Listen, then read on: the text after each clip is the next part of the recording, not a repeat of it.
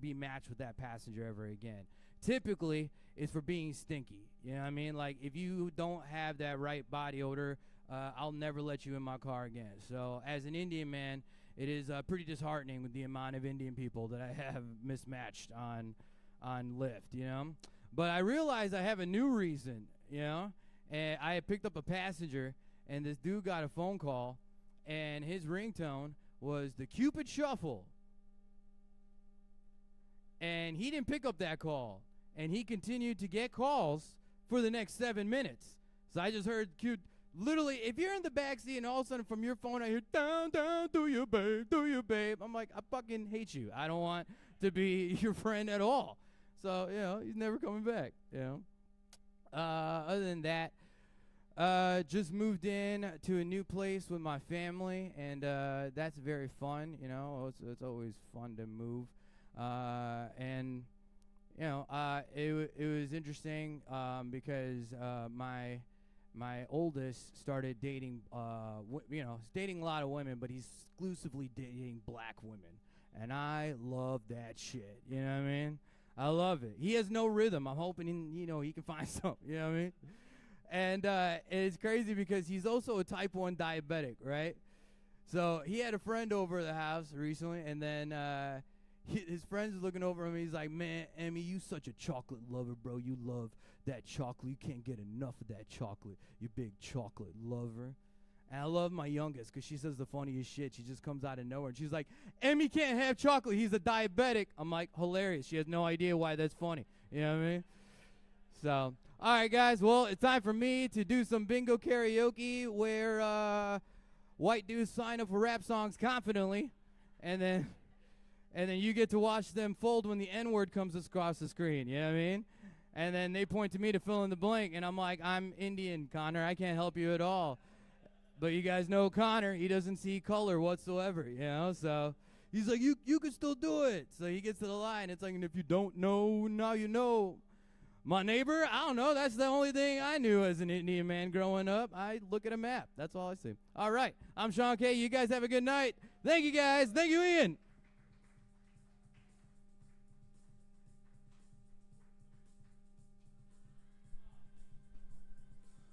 Sean K., the showman, everybody. Does this sound, this sound okay over here? This sounds really low to me. I can usually check. Check.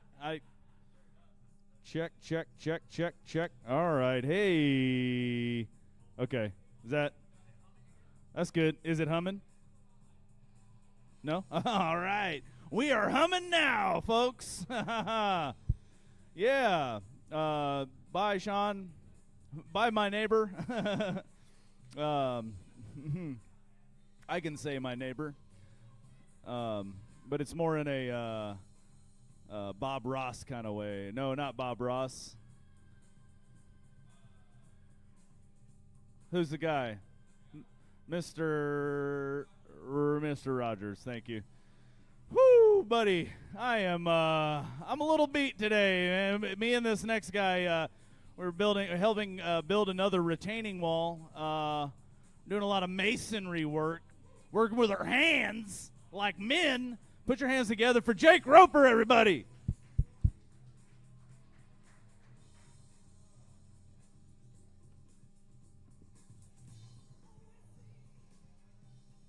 Neighbor, please. Fucking sucks right now. Dude, this is crazy. Liven up, people. It's Tuesday night. Make some fucking noise. That's for the people that know Eric Stevenson. Those are the only people I want in my life. I am cosplaying as a man with Ian. It's very fun. Normally I'm a little pussy in air conditioning, but with him, I get to be outside. Hell yeah. Chilling. We went to the strip club together one time. That was fun. Sorry, I didn't go with Ian for the live stream. We went to the strip club one time. All right, good. I don't know. I don't know how psycho the baby mama gets. She could be spying, but I don't know. Anyway, we went to the strip club one time, and we were coming back from it, and he goes, you know what, man? I don't think the strip club's for me. was like, I'm very proud of you for coming out to me right now. That's good for you. You know, yeah, fuck that place. The place with all the beer and tits, yeah. That's not, you can catch me there, dude. Are you crazy? Yeah, you gross, dude. They're all naked. You know? It's disgusting. But, no, I think I like the strip club. It's nice. One of my favorite things to do at the strip club, though, is I like to deny dances from the ladies. You know, that's fun. You know, it's only because I'm broke that I can't get the dances, because boy, do I want the dances. But I can't get them, so I have to pretend that I'm like snooty. I have to have a perfect 10 walk up to me and go, "You want me to rub on your penis for a while?" And I have to go like, "Can you?" Dude, hell no. I don't like your elbows, bitch. All right, you got weird bows. How you bow-legged in your arms? This is gross. Just making shit up, dude. I don't know. Trying to act sassy to a hot chick, dude. You know how hard that is? All because I don't have $20 for the most beautiful, perfect angel to rub on my cock. If only I had $20. I know that it's a shame that I do this to them, because it's like, you know, they try to be nice to you. They act like they like you.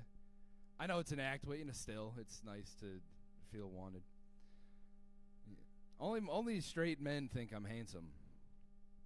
You know that? Like, only my straight friends will go up to me and be like, "Man, you're a handsome looking guy." "Oh, thanks, man." You know, I'm married, but, you know, she's been tired for 5 years, so. You know, she's had a headache for 3. I don't know. It's in my straight friends will say, gay dudes never hit on me. Like, I'll go to gay clubs sometimes with the chick, and never once am I like, you know, the first time you go there, you're like, "Oh, so let me put a cork up there or something. Keep these fellas out of me." But it's never a problem. Never been an issue once. You know, I think it's my face. I don't have like a masculine face that like the ladies like. I got like real chubby cheeks. Got real pinchable cheeks, you know. Like an auntie might like me. You know what I'm saying? This crowd is fucking. Holy shit, dude! What happened today? Did another thing happen to Iran? Is that what's going on? No. Yeah, the shit and piss mic. Everyone's over there at the shit and piss convention. Whatever. Yeah, okay, I said that already. I am married, though. I like my wife. She's fun. She's racist. It's cool having a wife that's more racist than you know. Looking like me, that's a fucking win. She's racist, though, because she's Asian, you know, so it's okay. You know, it's like fun racism, because she's mostly racist to other Asians. You know, she's Korean, so, like, she talks about Japanese people like she fought in World War II. Oh, thank Christ, dude. The heavens shone upon me. Showed me mercy. It's funny. She's like Clint Eastwood's character in Gran Torino. It's fun. She just says Chinaman like so casually. It's great. Yeah, dude. We got rode hard and put away wet, didn't we, dude? Yeah, a little tired. A little tie.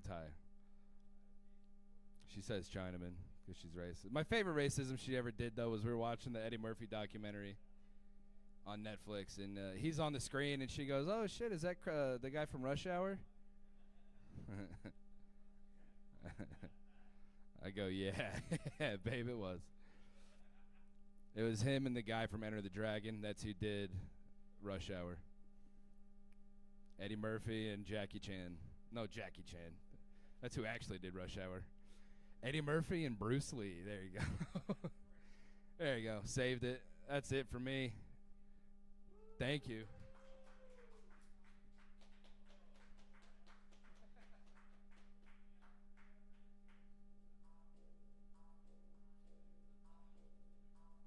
Jake Roper, everybody. Doing it big. Doing it big. We are waking up. Woo. Ooh, you know what that song means. Hey, this next comic coming up to the stage won the Halloween costume contest last year. Hey, hang on. With a costume where she had a giant dick. Give it up for this next comic, Jonna J. Everybody.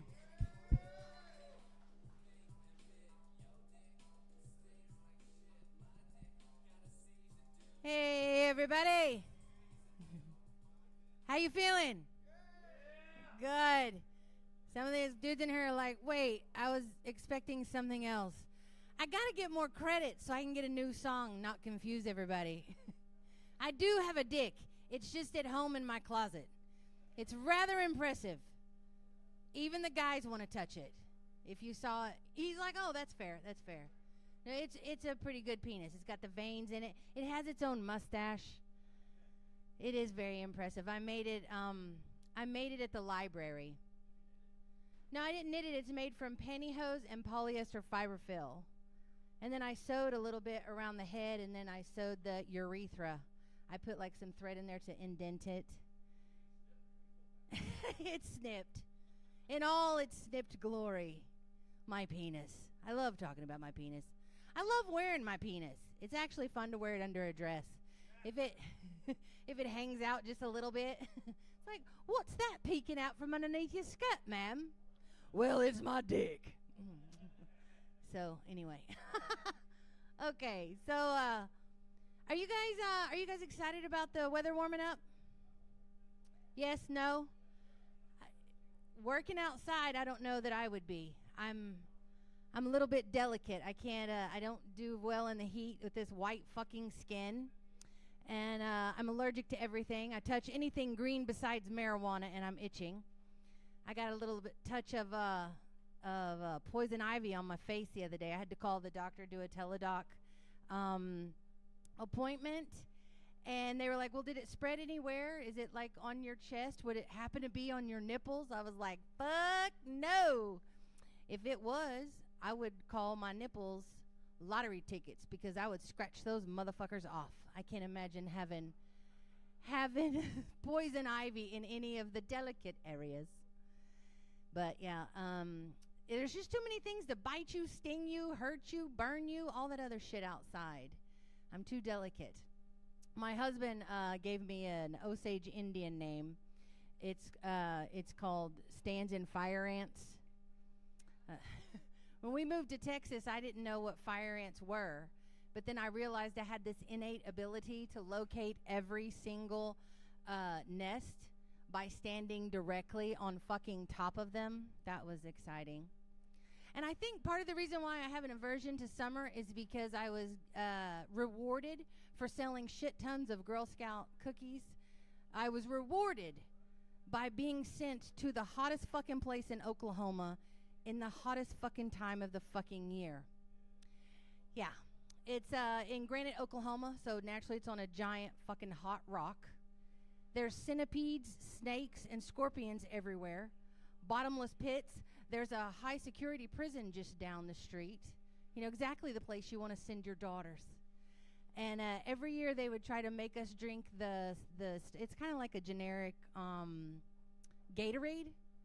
And they would try to force you to drink it. They're like, we're going hiking today. You have to drink it. I'm like, I'm not drinking it. I'm not drinking it. No, you have to. You have to drink it. Bitch, I ain't drinking that shit. I saw Jonestown. I ain't drinking that shit. They're like, well, if you don't drink it, you can't go hiking. Oh, darn. I guess I'll stay up here and hang out in the pool. Oh, look, we got some people coming in. Oh, more people. Welcome. Hey, everybody. I know. Made you look. And also, is anybody still young enough to actually play drinking games? Yes. Do you play them to get drunk, or you play them once you're already drunk? Both. My favorite drinking game, it is played once you were already drunk, and it's called, you know what your fucking problem is? There's a mobile version available. All you need is your cell phone and a few drinks. I personally don't usually drink because I can't act right. It's not in me. Some people try to pressure me into drinking alcohol. I'm like, listen, I will drink whatever you want me to drink, But just know that you're going to be the one to talk to the fucking cops, okay? I have matches in my pocket at all times. Rowdy, ready to start some shit on fire. Besides, what is my time? I feel like, I'm I can see it. I can see my time. Well, I kind of screwed up a closer. Oh, I will say this. I'm currently fostering a pit bull dog right now, and I'm trying to rehome him. And yesterday, one of my single girlfriends called me, and she's like, Jonna, I don't know how to tell you this, but we saw your husband on a couple dating apps. I'm like, and they're like, well, aren't you upset? Oh, fuck no, I made that dating profile for him. I'm trying to rehome the dog and my husband.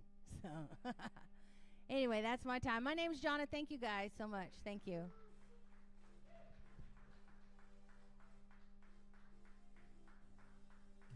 Jonna J, everybody. Hell yeah. All right.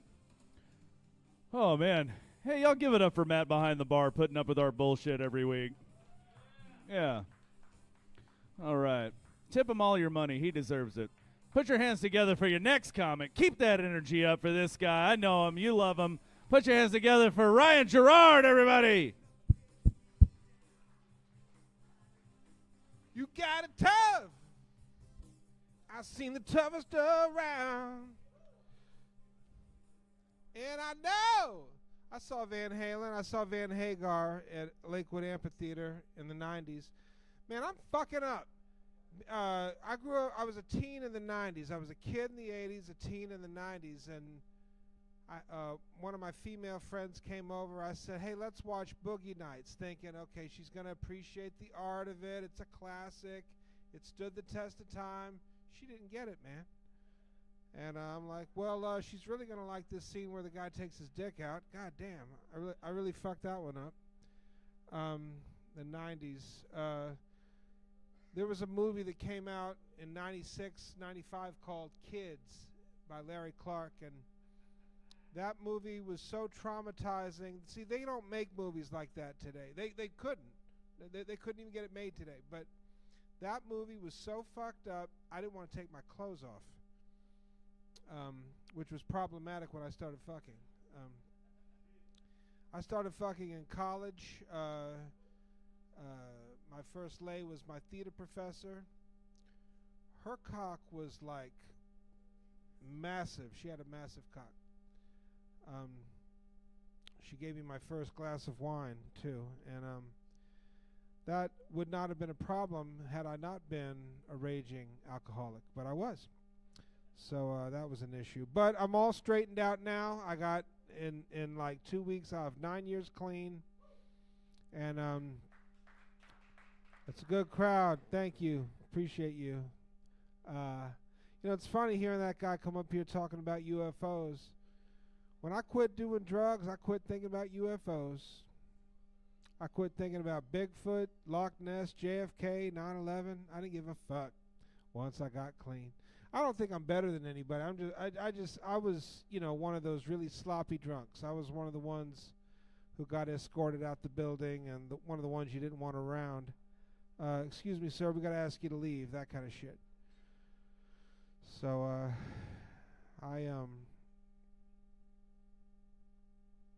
and they called it magic mushrooms. They should have called it tragic mushrooms, because, man, you know, of course, it was the same story with me as everybody else who's done mushrooms. They said, only take a couple, and I took the whole bag, and lost my fucking mind over it, and went to a psychosis that completely separated me from reality. Psychosis is from the Greek. It means soul abnormal. And boy, was my soul fucking normal. God damn. But you know what I found out later? My mom was crazy. My dad was nuts. My dad was a Vietnam vet. He liked this thing called cocaina, and lots of it up his fucking nose. Man, he was fucking weird when he was geeking. And my mother was a straight-up alcoholic. I was just looking at my friends' Easter pictures, and they're all so well-adjusted and perfect, and And I used to be jealous of people like that, but I'm not jealous anymore because I'm not like those people. You know, I don't think the guy ever smoked a joint, you know? Dad never fucked another chick besides the mother. They sat together at the table, went to church. There were no problems. There were no issues. That's not how I grew up. I grew up in a lot of dysfunction. So why am I comparing myself to people who aren't like me? I quit doing that. I don't really hang out with people anymore. I spend 98% of my time alone. I just, present company excluded. I like you, of course. But I spend most of my time by myself because when people gather in a group, they start acting weird. They start performing and trying to show off and sound good, and I just can't really relate to that shit. I like to be real 100%. Even if it means I'm not popular. And what I'm about to say now is very unpopular. See, I'm a Trump supporter. And I want to tell you the kind of Trump supporter I am. Here's the kind of Trump supporter I am. I wouldn't give a fuck if he took his pants off, stood on the top of Capitol Hill, and screamed the N-word into a megaphone. I would still be a Trump supporter. No, I'm just kidding. I'm a liberal. Fuck you guys. You're not going to ruin my day. I got the best sex of my life. It was 20 years ago. I probably shouldn't talk about sex. You don't want to talk about sex when you're 50. Anything a 50-year-old says about sex, he's either talking in the past tense or he's telling a lie.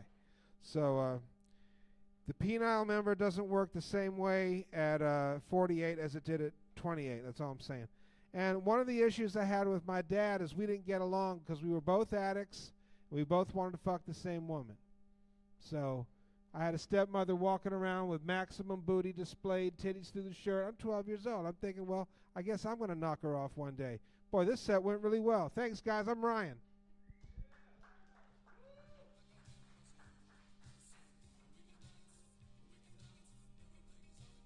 Ryan Gerard, everybody. How you doing, man? What's up?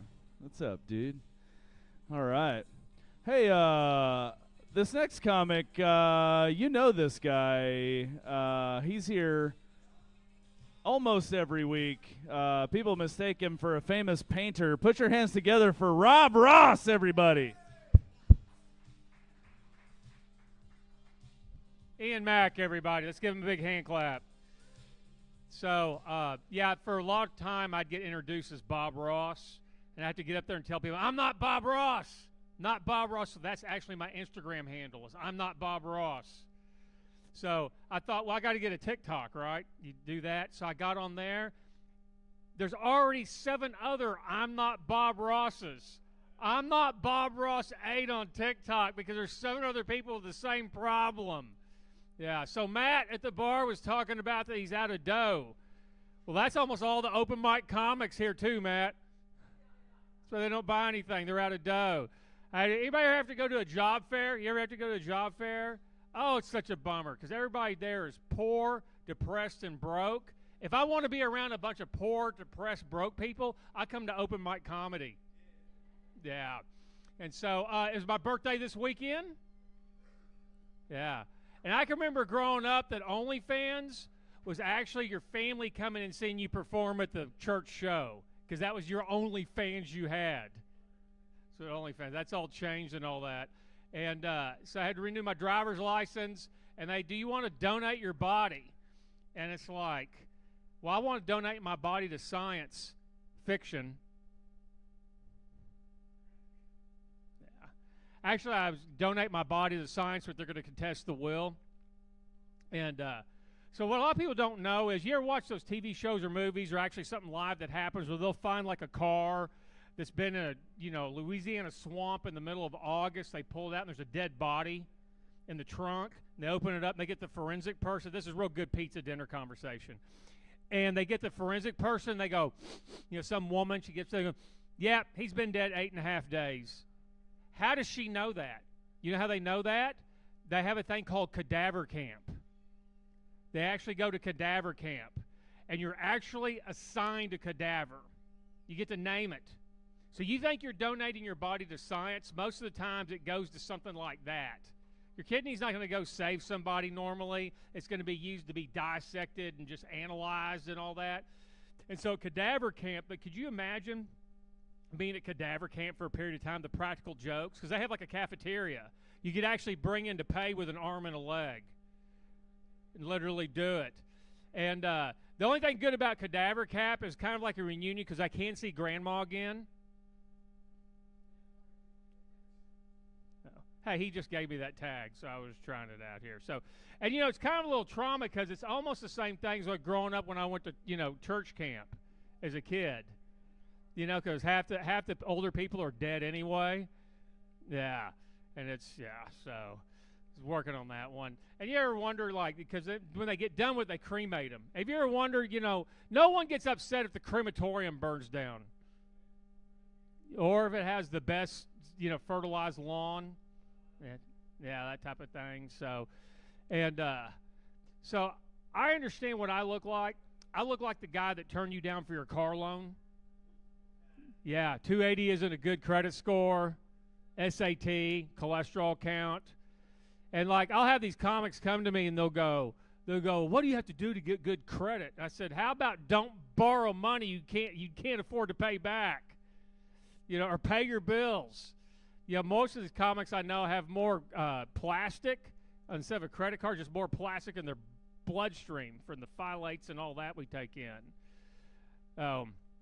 True story. I knew a guy who had ruined his credit, and he took a course for $300 on how to instantly fix your credit. And there's actually, I don't know, they probably changed the law, but true story. He went in, and there's this little rub that if you have a religious objection to your Social Security number, you can get it changed. It actually was on the books. I don't know if it still is. Because think about it. If you got a Social Security number and the middle three numbers were like 666, something like that, you could go, okay, I have a religious objection. So people would go, and so my friend actually went to Social Security Administration, brought the thing from the book, from the law. The manager comes out, they look at it, they gave him a new Social Security number. And because he had a religious objection. Well, this guy didn't attend church. He didn't accept Christ. He's not saved or anything. And so they're filling out the paperwork, and they go, well, what church are you a member of? And he couldn't, he hadn't even thought they were going to ask him something like that because he didn't go to church. Getting new Social Security numbers, this whole goal there. He said, well, what church do you go to? And he goes, Church of the New Beginning? Yeah, hey, you just got robbed. I'm Rob Ross, the two hard R's. Thank you for doing the open mic comedy here at Southside Cellar. Get some pizza. They're out of dough.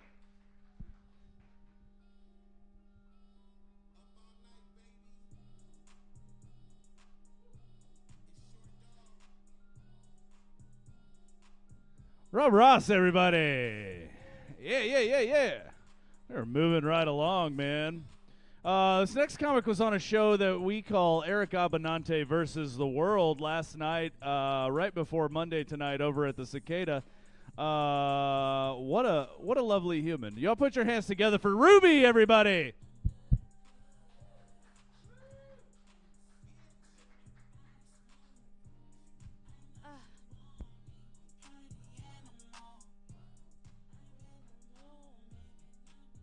Hi, I'm Ruby.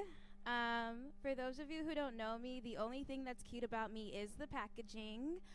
I was a lot like as a child, I was described similar to like a Powerpuff Girl, if you're familiar with them. Sugar, spice, everything nice. But there's that X compound that makes me want to fight niggas after school. To continue to disappoint my father, we're going to talk about my pussy now. My pussy is pretty indecisive, sorry, my pussy's very decisive. It's sort of like George Bush, 2001, Florida. You might not like it, but she is going to win. However, she did not have anything to do with the Twin Towers. She was busy getting Eiffel Towered. I find myself funny, so I'm going to laugh. But as you can tell, I like to fuck, I like to bang, I make, slutty comedy or whatever. An issue I've had lately, how many of you have Tinder still? Anyone use it? No, you're all virgins, incels, what are we? Well, okay, I'll speak for the sluts. If you haven't ever met one of us, we have this thing called Tinder that I like to use. The issue I've had lately with Tinder is that everyone thinks that I'm AI. And at first I was like, oh, fuck. does that mean like I'm that hot? Like, I can compete with like Gemini and Siri and Alexa, like I'm that bitch. And then I realized a lot of dudes are just fucking stupid. So I've decided now to move on to dating divorced dads instead. I go to like places like this. There's a few of them here. And I like divorced dads because like when I'm out and guys come up to me and go, I can take you away from comedy. I'll make you a housewife. I'll give you babies. I'll pay for everything. All I hear is a threat on my fucking life. I don't want kids, divorced dads. They already got them. I don't want to get married. They can't afford another ring. And most importantly, they usually come neutered, with a vasectomy. So I don't have to worry about babies. And then they pay for everything because they're very confused why a hot, small woman would ever look their way. I mean, try it. Fuck a divorced dad.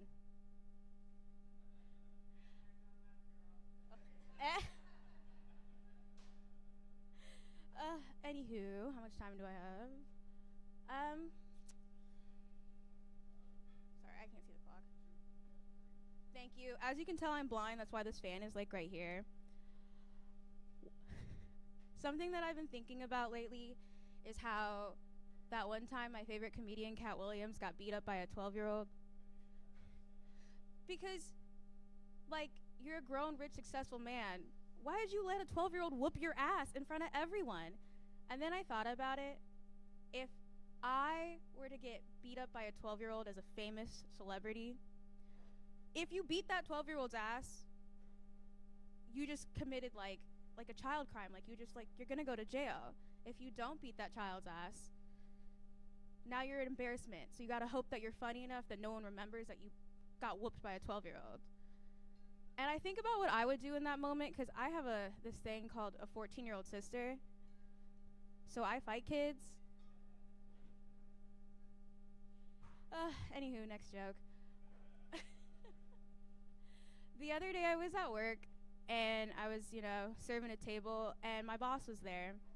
And he has Alzheimer's and I like to smoke weed.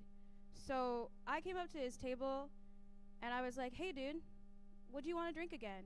And he goes, I don't know. And I said, neither do I. So we're just standing there looking at each other, and I'm like, maybe if I just walk away and come back with a drink, he'll forget. And so I went to the back, and I went and got myself a little Coke, and then I walked back over, and I was like, hey, it was a Coke, right? And he goes, I don't know. I said, it was a Coke. And I don't know if that counts as elder abuse or not, but it was a Coke. And also, he was a fun one because he liked to run away from his handlers.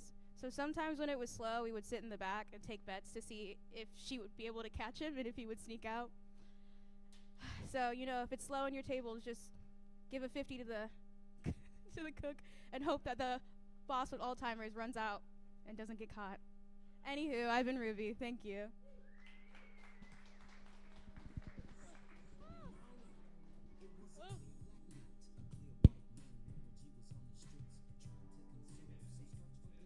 Ruby, everybody. Love it. Ruby, Ruby, Ruby, Ruby. Yeah, it is. Hell yeah, dude. This next guy has been taking the DFW scene by storm. Put your hands together for Nate Hernandez, everybody.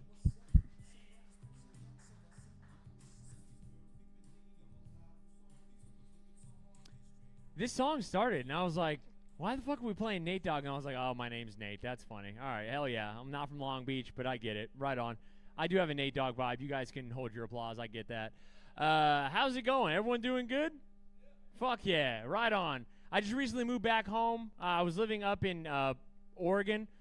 That's why I'm dressed like a Pacific Northwest lesbian. And we can act like that's not the case, but right now if you Google Pacific Northwest lesbian, for real pictures of me will come up. I don't know why. It changes you quick. It's a weird place. There's just a lot of weird shit like goes on in Oregon that is so different from Texas. They have these things there called kids, not there's kids here. I get that. But like they have like kids on leashes, like a lot of leash kids. And here, we just hit our kids the way like good parents are supposed to. But there, they don't do that. They're like, no, we need to let them be who they want to be. I was like, no, we don't. We need to just put a foot in their ass. That's it. Whatever, dude. It's your world. But I saw one of these little kids out. I was in Portland. I was visiting, and I saw one of these kids, and I was like, oh, I have something silly to say. So I walked over to like this kid's mom, and I go, what kind of dog is that? And she got very angry. She's like, how dare you? And I was like, oh, I'm sorry about that. And then I was like, can I pet him? Because I was like, that's the next best thing to say. And she got more mad. She was like, you can't be doing that. How dare you? And I remembered, I'm in Portland, and it's vastly different there. So listen, I was like, hey, calm down. I'm sorry. I'm not originally from here. I'm from Texas. I'm not trying to be rude. Can I pet them?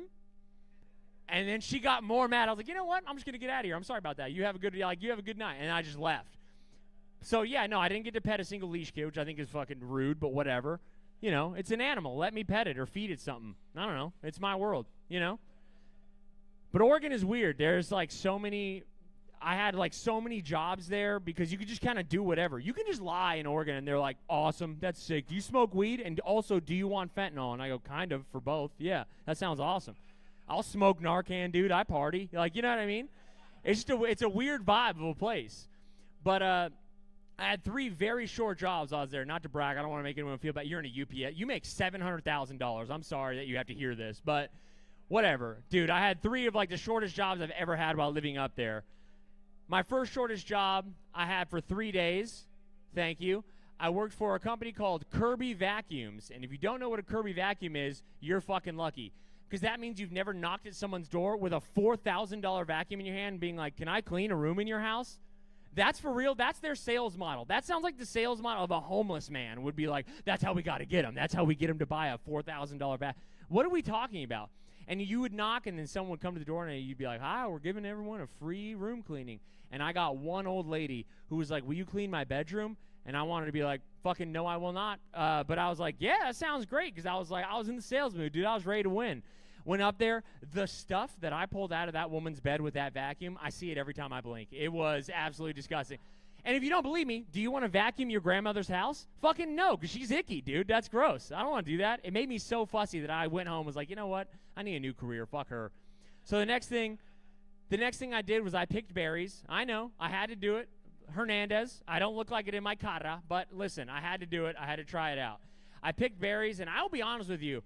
I don't know what we're giving these Mexican ladies. They're picking the shit out of some berries. Like, I don't know if Maria Guadalupe and other Maria are just doing meth before their shift, but they would outwork me so much. And so one day I asked, like, I was like, hey, how are you picking like berries so fast? Like, it has spine. And she was like, you grab the bottom and rip it out. And then I said, what about your hands? She's like, it's not important. And I was like, yeah, they are for me. These hands are for grabbing boobies, dude. What are you talking about? These are my booby hands. And at the end of the week, they literally told me, they're like, don't come back. And I was like, all right, I guess I will not do that. And so I was like, it's time to find a career. We need to find a real career here in Oregon. And so I got an interview at an adult sex shop.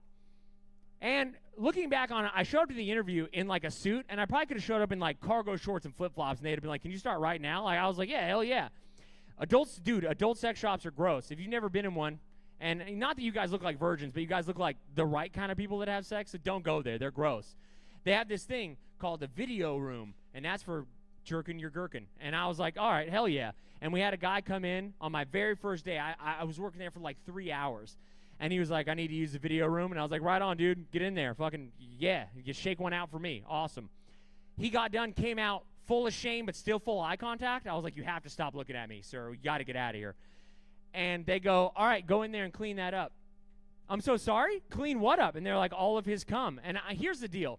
Dudes or ladies in the crowd or anything in between, because, again, I'm from Oregon, what do you want to do? If he comes right now, are you going to be like, I got you, bro. Let me wipe that off. No, you're going to be like, I'm good. And she kept saying, like, you got to clean up. And I was just like, I would, but right now my stomach kind of hurts and I feel scared in my penis. So I'm actually not going to clean that.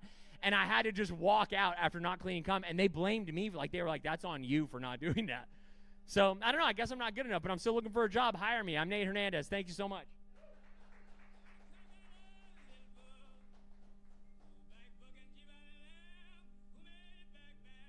Hell yeah. Nate Hernandez, everybody. All right. This next name, I don't know if it's a J or an S? It's a J? Jeg?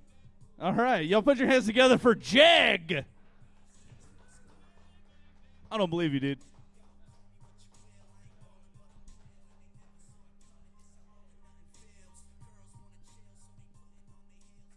Evening, Southside Cellar. How you guys doing? Good night, huh? Yeah, rock and roll, man. I just kind of came up here to tell you guys my day a little bit. Just get this out. For starters, let me start this real quick. Just want to say this. I gave them till 8. That was Iran, Trump. They did it to themselves. They have alarm set. Anyways, yeah, man. So my day, I'm an unemployed guy. I'm 30 years old. I got fired. Woo woo. I'm getting unemployment checks, man. I'm smoking weed. Most of my day's vision starts off with my weighted blanket over my face as I check the stock market. That's fun. So this war, I'm probably gonna bottom out tomorrow morning. So if you guys don't see me, SOS, right? I'm a sober guy. I'm California sober. I don't drink alcohol. I'm about 3 years sober. I do feel a little weird when I say that shit, though, because I feel like I got 1 foot in, 1 foot out, right? Don't know where I'm going with that. Sorry about that. I got a fucked up baby mama. I found out I had a kid whenever my kid was 1 year old. She hit me up on Christmas saying, yo, buddy, that one night stand lasted till now. So that's cool, man. Got that shit stressing me out. And I apologize, guys. I thought I'd go a lot more deeper in this shit. This is my first time riffing or whatever, right? I also do a lot of sports booking. I'm surprised I got a fucking ponytail with all the stress I put myself through. I lose by a lot of half a point, so don't take those if you guys do. Nobody's fucking with that one. And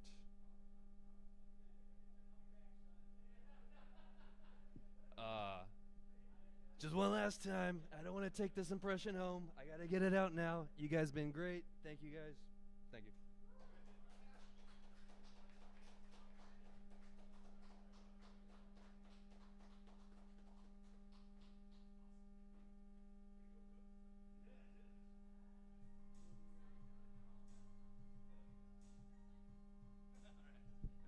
Fuck yeah. Song's not even over yet. All right, give it up for Jag, everybody. Oh, hang on. I gotta get us queued up.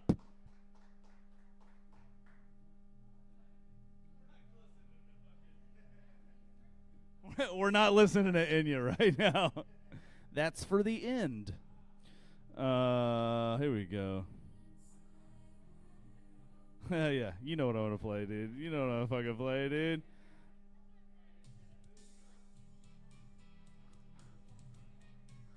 Fuck yeah. Hey, this next comic coming up to the stage, man. This guy is he's the only native born Texan Native American comedian in the world. Put your hands together for Nikon Laughing Warrior.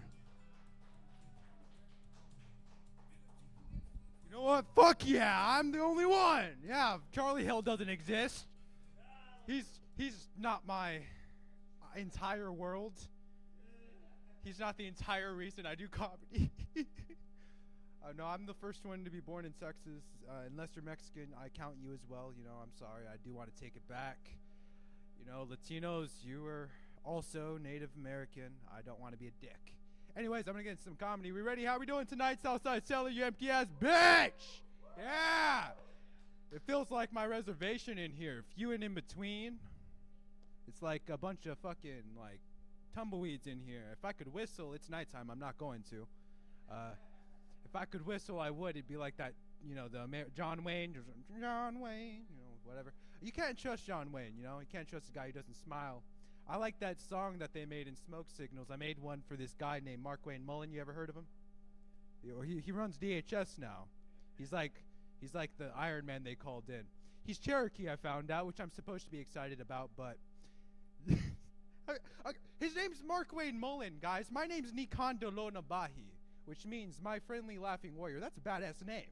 That's a fucking killer name. This guy's name is Mark Wayne Mullen. Mark Wayne Mullen. Mark Wayne.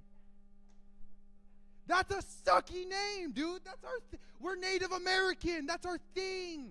7 badass names. And this man's Mark Wayne. Man, and like everybody's giving him shit about his name, and that's cool. I'm giving him shit about it as well.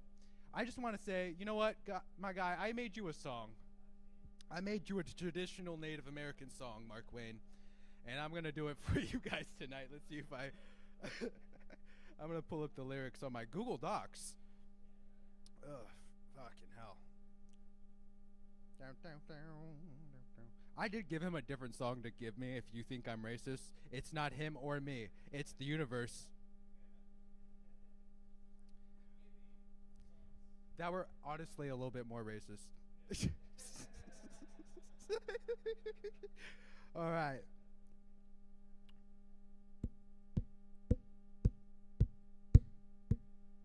Mark Wayne Mullen, hey ya. Mark Wayne Mullen, hey ya. Sitting in court, ha ha. Sitting in court, ha ha. He wants to fight, ha ha. Jaw set tight, ha ha. Mark Wayne fights, ha ha. Mark Wayne fights, hey ya. Senate fights, hey ya. Senate fights, hey ya. Mark Wayne wants to fight, hey ya. Mark Wayne goes all night, hey ya. Mark Wayne fights, hey ya. C-SPAN nights, oh no. He's turning C-SPAN into UFC. Let's be honest, you know.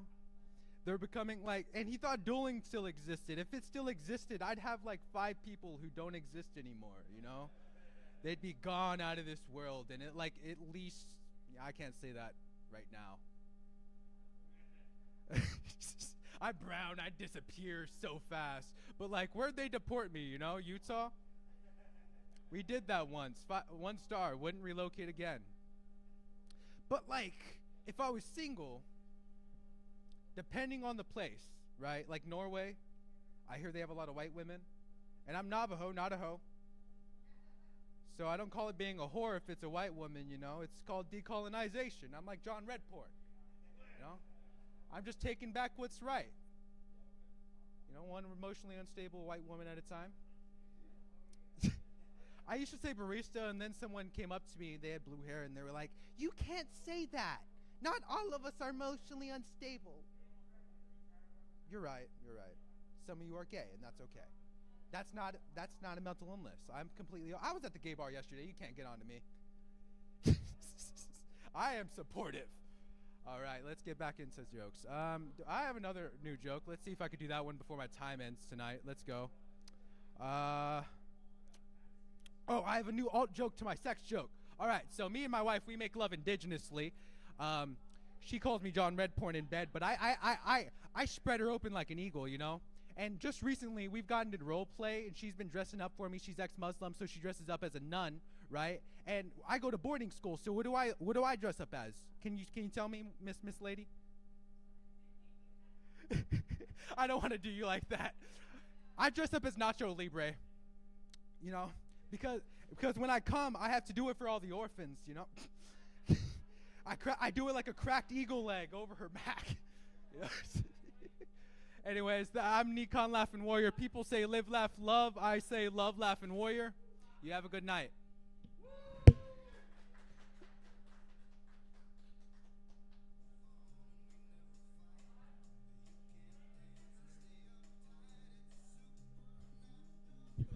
Nikon Laughing Warrior, ladies and gentlemen. We are moving through this list. Zach Vanderdrift coming through the door. Hey, you're actually on the list up above a lot of people. Yeah. That's how we do things. We plan. Hang on 1 second.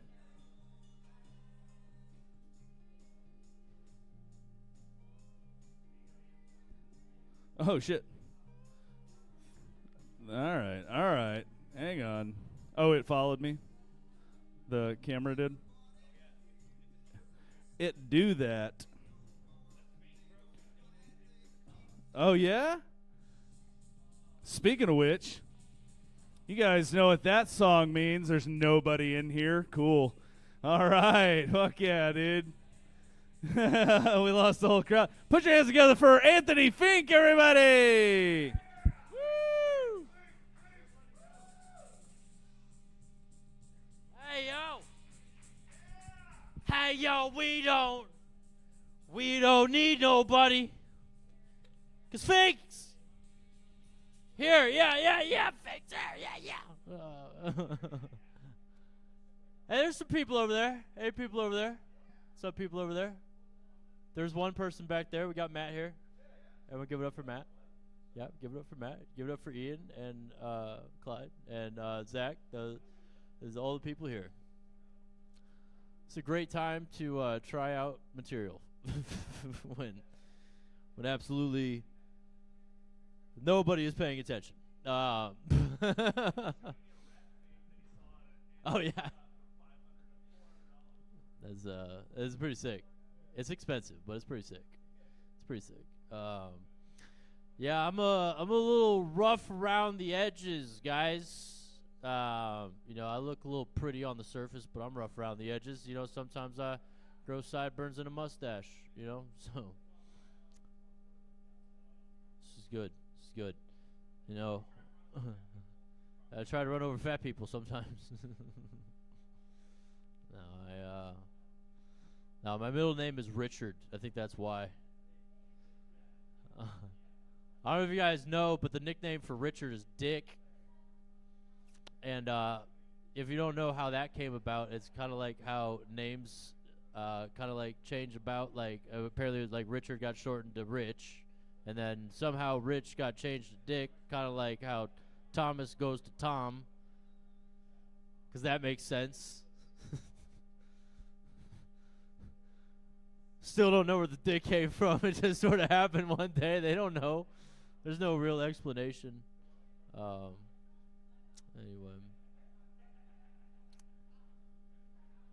Holy shit, Trump just died.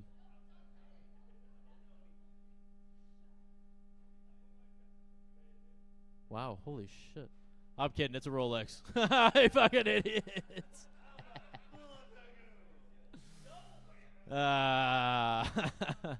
Fucking idiots. Yeah, no, there's no alerts on this thing.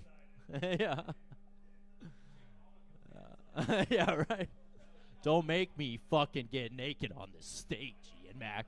There's nobody in here to stop me from getting naked on this stage. I'll do it. If people don't shut up and start paying attention, I'm going to get naked. I've been doing comedy for 7 years. Woo! 7 years. And I am sick and tired of people laughing and crying and talking in the background while I'm trying to do something funny on this stage. I'm funny. You guys are okay.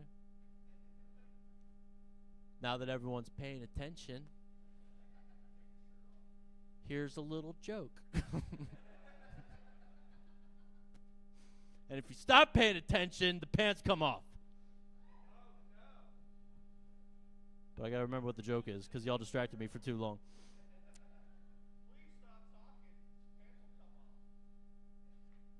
Has anyone ever been laid off? You know what the worst part about getting laid off is? Not getting laid at all. If you don't believe me, try like walking up to whoever you're trying to fuck and be like, "Hey, I don't have a job. I just got fired. Would you like to come over and play dominoes?"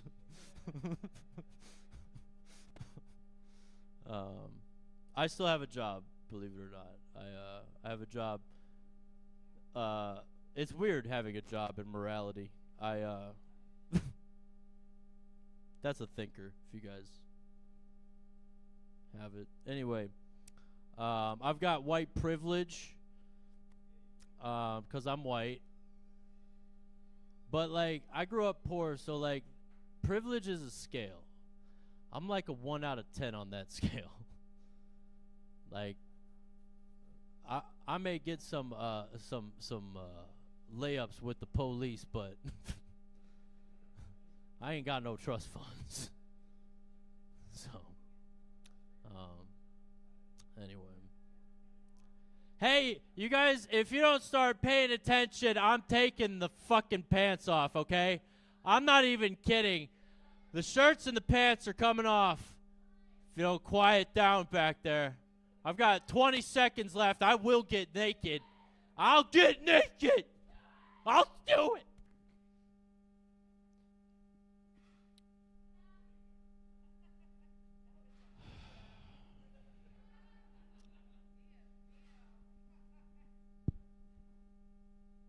I don't want to just get banned on TikTok, so that's my set. Have a good night.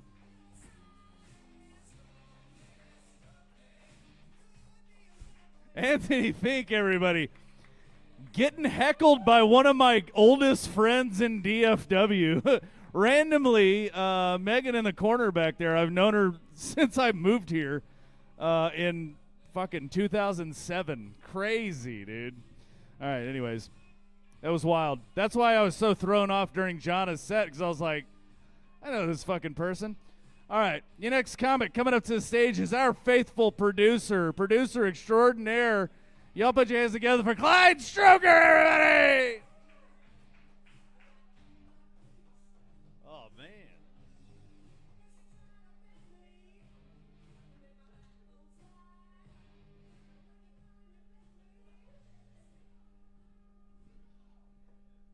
Oh, man. Southside! Oh, man.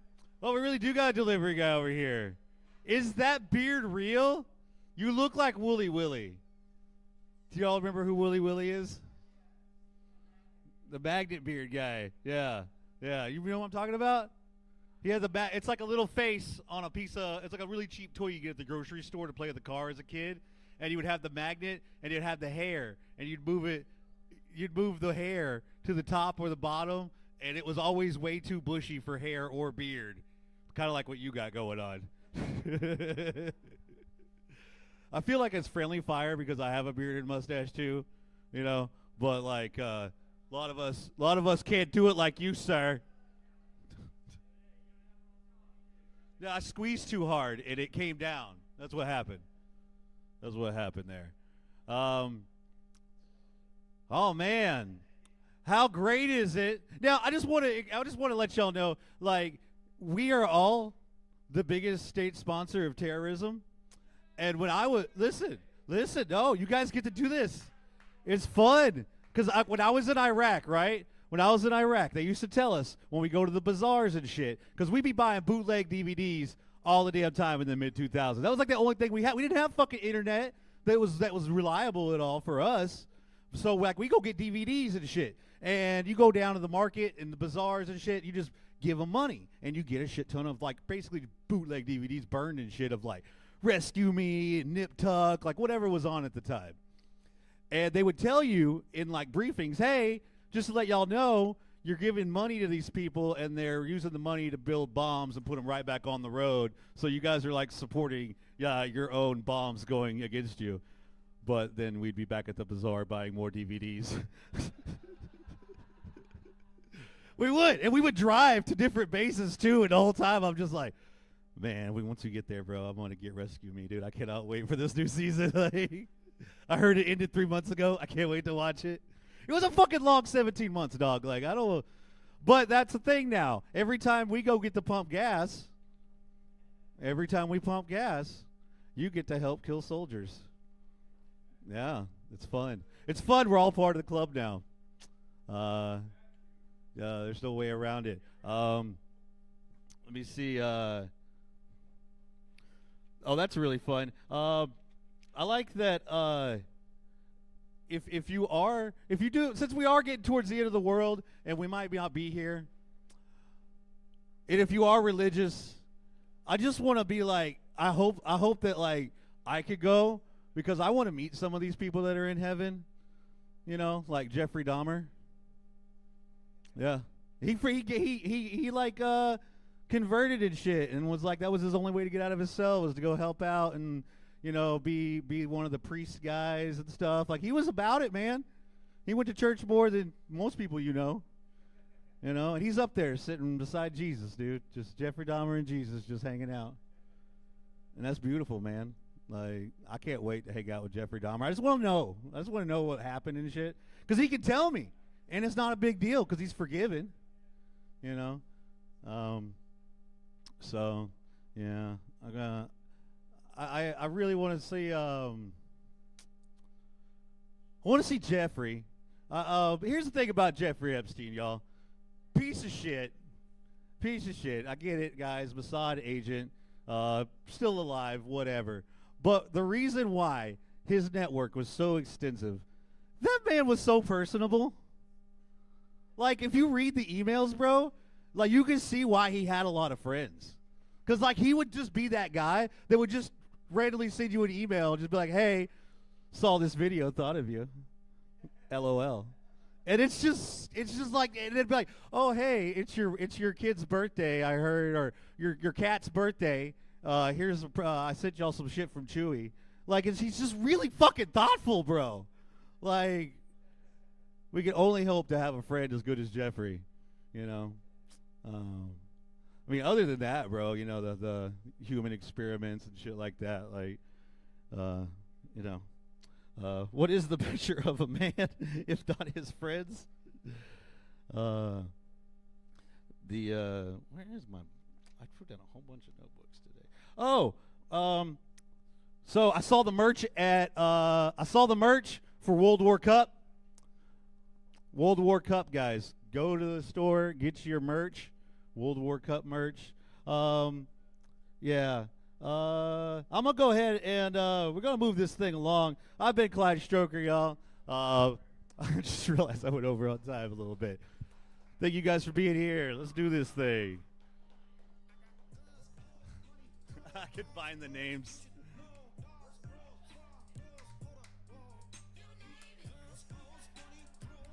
Clyde Stroker, everybody! What a fantastic producer he is. He fucked up his own name. All right. Idiot! Your next comic coming up to the stage. This guy likes a good joke. Hey, put your hands together for Zach Vandergriff, everybody! What's happening? Yippers, whoop whoop. Whoop whoop. Life's pretty good right now. Life's pretty good. Had some pizza. Shout out pizza. Pretty great. Pizza's pretty awesome. Pretty good on there. Pretty nice. I saw her too. Very nice. Life's pretty good. I got a new girlfriend now. Whoop whoop. Yep. Just haven't seen her naked yet. You know, so I could have a new boyfriend now. Yep. Pretty good. Just a joke. I just got out of a situationship. R.I.P. R.I.P. me. Whoop whoop. The situationship hurts. I don't know why it hurts so much. I still got the fuck. I don't know why it hurts. No one cares about it. Like, y'all weren't even dating, obviously, but my heart was almost married. It sucks out here. The situationship just feels like someone cut the ribbon right before I was crossing the finish line and go, you're not the one. I was like, why'd I pay $60 to my family to be here? I hate it. I'm not trying to date to marry. I think marriage is beautiful because you have qualities that you have and don't have, and you find somebody who matches the services you're willing to do and don't do. Like, for me, I'm not a cleaner. I'll clean, but I don't deep clean, you know. I'm willing to pay for it. When I get a house someday, I'm willing to pay someone to do the landscaping. You know, I'm grateful she's my grandma. I'm just trying to date someone to take over my grandma and the prostitute I pay for. I'm a nice guy. I'm a good old-fashioned guy. I'm a union guy. Union at the heart. I'm just kidding. I want us to be a union. I don't know. I spent the night at my grandma's house the other day, and I had to take a shower there. I haven't took a shower at my grandma's house since before puberty. Back when I had, you know, SpongeBob shampoo and Spider-Man body wash and the suction cup toothbrush. She got none of that now. Now she has the new great-grandkid stuff, the Paw Patrol body wash, you know, the Backyardigans shampoo. So now the only adult stuff I have now is my grandma's loofah. and the Olay pump body wash. There's not even shampoo in here. It's crazy. I've used the Olay body wash. I don't know if y'all use Olay body wash. I used the Olay body wash, and it felt like I was applying dog shampoo on my body. Like I was just applying flea and tick repellent to my body. And that's exactly what it was. Because she puts that stuff in the pump bottle so she can bathe dogs. So I'm a dog out here in these streets. I miss the Olaplex, honestly. I miss my situationship. I don't know. I've been scrolling through. I've been on a dating apps sometimes. I can't handle nothing happening on multiple apps, so I stick to one app. And swipe it on the app. I feel like an orphan trying to find a home. You know, like I think this lady could be a good wife one day. You know, a good mom someday. Maybe she wants a second family. You know, what if she wants to start over? I feel like orphans should be the ones swiping on an app to choose their family. Like they should be the ones that get to filter and be racist. Like they should be the ones, an orphan back there trying to escape his family. They have a shacked us up. I feel like an orphan should be able to be the ones that tick off non-Hispanic. That's my favorite filter. Non-Hispanic. What does that even mean? Non-Hispanic. Like there's so much of us out there, I guess. What about non-Asian? That's what I feel like. Just so you know, I don't know. I don't know. Life's pretty good though. I'd be you know, wouldn't that be a bummer if unknowingly dating a transgender person? And you just found out you've been eating former cock the whole time? Like, God damn it. Why does this taste better? Why does cock pussy taste so good? I miss my situationship. Just kidding. That's my time, guys. Get it for Ian Mack. Get it for the pizza guy. Get it for Matt behind the bar. We're doing good stuff out here. Get it for the orphans, not be able to choose their families.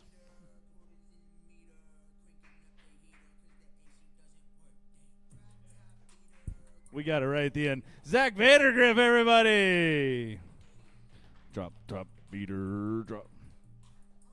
Hell yeah, dude. This next guy, this guy's a real fucking winner. This guy, I love him very much. Put your hands together for Tyler Cade, everybody. Give it up for Ian.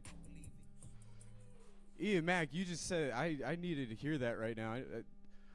I'm in one of the lowest ruts of my life, dude. Yeah. Fucking winner, dude. I'm on the brink. It's coming. I feel winner though. I would feel like a winner if I was in school, like I never like turned my homework in on time. Did you guys do that? Did you guys turn your homework in on time and shit? Study occasionally. By round of applause, who's a big fucking nerd? Yeah. That's winner behavior though, dude. That means like I have bad writing habits. I wait for the muse. I wait for a muse to strike. I wait for that. You guys know this word muse? You know, like have a source of inspiration. I like it because like you can get all mixed up and think of like the Greek goddesses muse. That's a different kind of I love words, dude. Yeah, I didn't study for a test, but dude, I spent hours on dictionary.com the other day just fucking getting this out. I just think like the muse is not necessarily that goddess deity thing. Like another root for that word is this medieval Latin word musis that just means mouth of an animal. It's like when inspiration strikes, I don't know if it's like this like beautiful godlike thing to spit, you know, the heavens are giving you fucking beautiful ideas and helping your creativity, or it's just the mouth of an animal. I don't know what to do with that one yet. I like a good muse is drugs. I like muse is drugs, great muse, dude. What's that Green Day lyric? It's smoking up all my inspiration. Is that? He's talking about weed, dude. Fucking. That's why they're called Green Day. I figured this out. This is really good. If you guys want like to put like a little lightning rod out there into the heavens, so the muse will strike. Weed and Adderall. That is fucking that. If you want ideas, bro, that's the recipe for schizophrenia. That is fucking. They need to make a Narcan for weed and Adderall. That needs its own fucking thing to snap you back, bring you back to life. Sometimes like religion, that's a good music. You got Happy Easter, friends. Happy Easter resurrection. He is risen. The Jew is laughing. That's very that's the one Jewish woman in the room laughed at that. Thank you. Thank you. I don't know. I mean, that's like the big thing about being Jewish, right? You guys like you deny the magic that he resurrected, right? It's like that. You're like that's cap. He's fucking dead, dude. You put him in there. I have like Christian friends and they deny the existence of magic, but it's like, bro, he came back to life and then went to heaven. You know what I mean?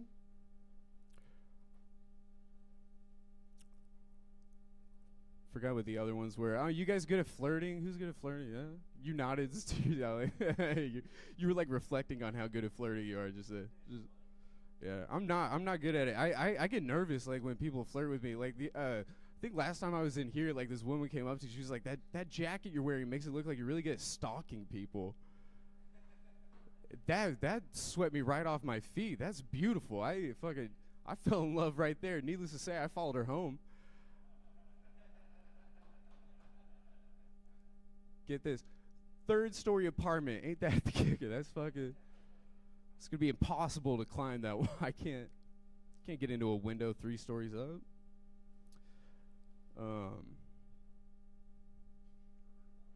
Ever, dude? Again, that's why if I had a ladder, I'd be a winner, dude. That fucking. I don't even have access to height right now. I saw like this AI Jesus. You guys gone into that yet? Like people believe it, saying that, yeah, artificial intelligence is gonna get so good that it'll bring the second coming of Christ, and he'll be a robot this time. That's true. That's out here, man. I think that has like the real good potential of becoming a real religion. I think. Like I saw an ad today for this AI music service. You know those AIs you could like prompt them and they'll make you like songs. You know, this is like a Christianity focus. It was called Bible Beats, and it's like you talk to this dude. Anyway, I just think like that's hymns. Like the hymns are set for the fucking techno Jesus fucking church. Cool, thank God. I ran out. I ran out, dude. Been running on fumes. Let's see. I don't know. Yeah, I'm just Jesus saves. That's the central message of this whole thing, guys. I'm taking a hard right turn into being fucking Christian good faith comic. I'm gonna once I clean up this language issue of mine, dude, it's gonna be me. What's the fucking place where Osteen preaches? Yeah, I'm gonna headline the Osteen fucking arena. Yeah, I'm gonna go down to Houston, knock them fucking crazy. Yeah, I'm done. Here you go, Ian.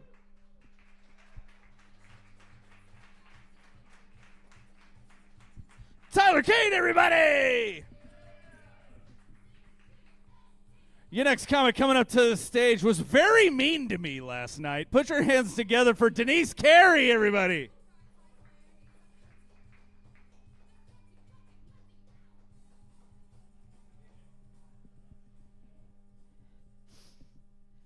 I just want to say that I have climbed to a 3rd-story apartment building. That is 100% true, and I did not have a ladder.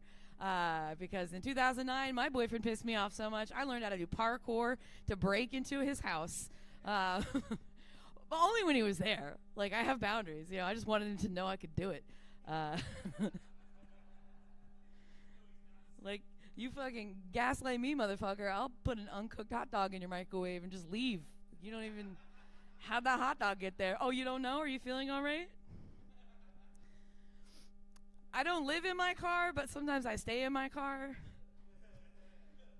So I call it the cartel. It's dumb as fuck. Getting old's weird. Like, I'm fatter, but I weigh less. That's indicative of something I'm not going to look into. I don't know what that's about. You guys ever got a song stuck in your head, but it wasn't like a real song? Like it was just some dumb bullshit your brain made up to fuck with you? Like, this is a true story. I was cleaning my house, and I got this song stuck in my head. And this is the song that my brain sang to me. It goes, lonely, sleeping alone. That's it. That's the whole song. Over and over and over and over again. Like, the fuck is that? Like, I don't need my anxiety taunting me with songs, telling me shit I already know. Like what's next? Like, that's not just a heat rash. You know, that probably wasn't really his sister. Fuck. You choose these people 'cause your mom didn't love you. This is getting way too real. I love karaoke. You guys like karaoke? I love karaoke. Like, comedy is not enough attention to fill the vapid hole in my soul. But, you know, every now and then you pick that song that has a way too long, like, introduction. You're just, like, it's way too long. And you're just standing there like a fucking asshole. And I've always wanted to use that moment to just confess horrible things about my life to a group of people who can't leave, mostly. Like just force therapy on unsuspecting people. Therapists don't keep me. They fire me. So, yeah, like, I just want to spend my time in the interlude being like, oh, my friends don't ever like the guys I date. Like, they say that I'm out of their league. Like, I don't know what league that they think that I'm a part of, right? Like, a league insinuates that there's enough people to form a roster. And there's not even a support group that I fit into. You guys ever fucked someone you realized later was probably going to rape you anyway? Like, you dodged a bullet by being a whore. Well, good for you. I don't like to call myself a cougar as much as I like the term fuckboy whisperer. I'm not saying it's accurate. I just like the term.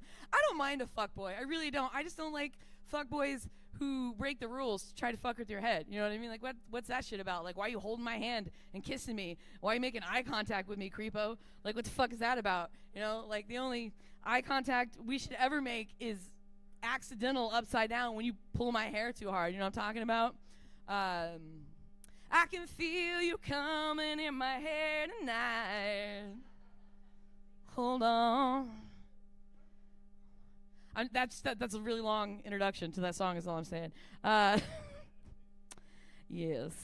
So apparently it's against the law to have sex with somebody who's mentally ill. You ain't wrong, buddy, because that shit's fun. I like that, kind of, because then it's just sort of a fun little game for me where I, you know, can try to entice people into committing a crime, which is why back in Austin they used to call me old 25 felonies,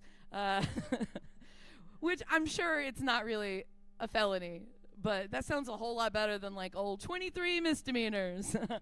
Because 2 of those are definitely still a felony. Definitely committed some felonies. I just call them 23 and me and my felonies. Felonies. I used to teach. I do not anymore for exactly the reason that you're feeling right now. I should not. I should not do that. I am a bad person. And also, I hate children. I mean, viscerally hate all of your children. Like, 5-year plan, I want to hear about your 18-year plan, how you plan to make sure that your sperm omelet doesn't blow up a school or murder his girlfriend. You know what I mean? Like, okay, you guys have kids. And, but I don't teach anymore because I know better and I learned my lesson. But way back in the day, I had like one of those old school projectors that would put the internet up on the screen, and I would type in YouTube or whatever, just make them shut up. And one day I was typing in the URL, and this kid from the back is like, "Miss, why are you typing the www? You ain't got to do that." And I was like, "Oh shit, you're right. That's just a habit." from back in the day when you used to have to do that. And they were like, you used to have to type the www? And I was like, yeah.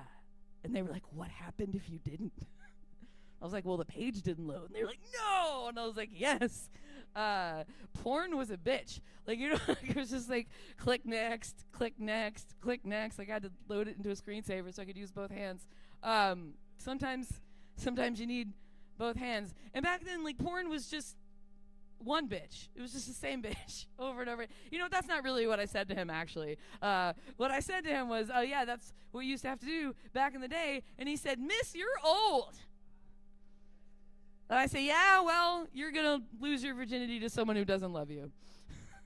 Most likely. I'm leaving. I'm sorry that I hated your children. Have a good night.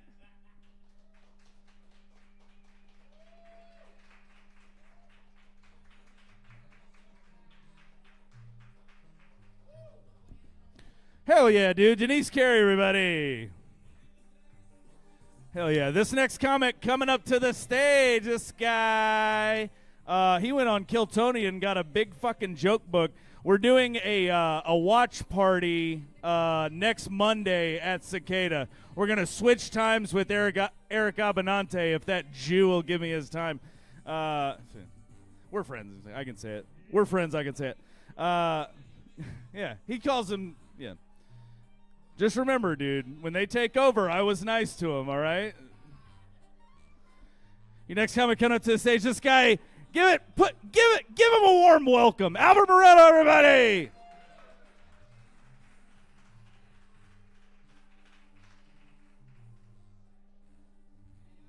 You guys give it up for the shit show.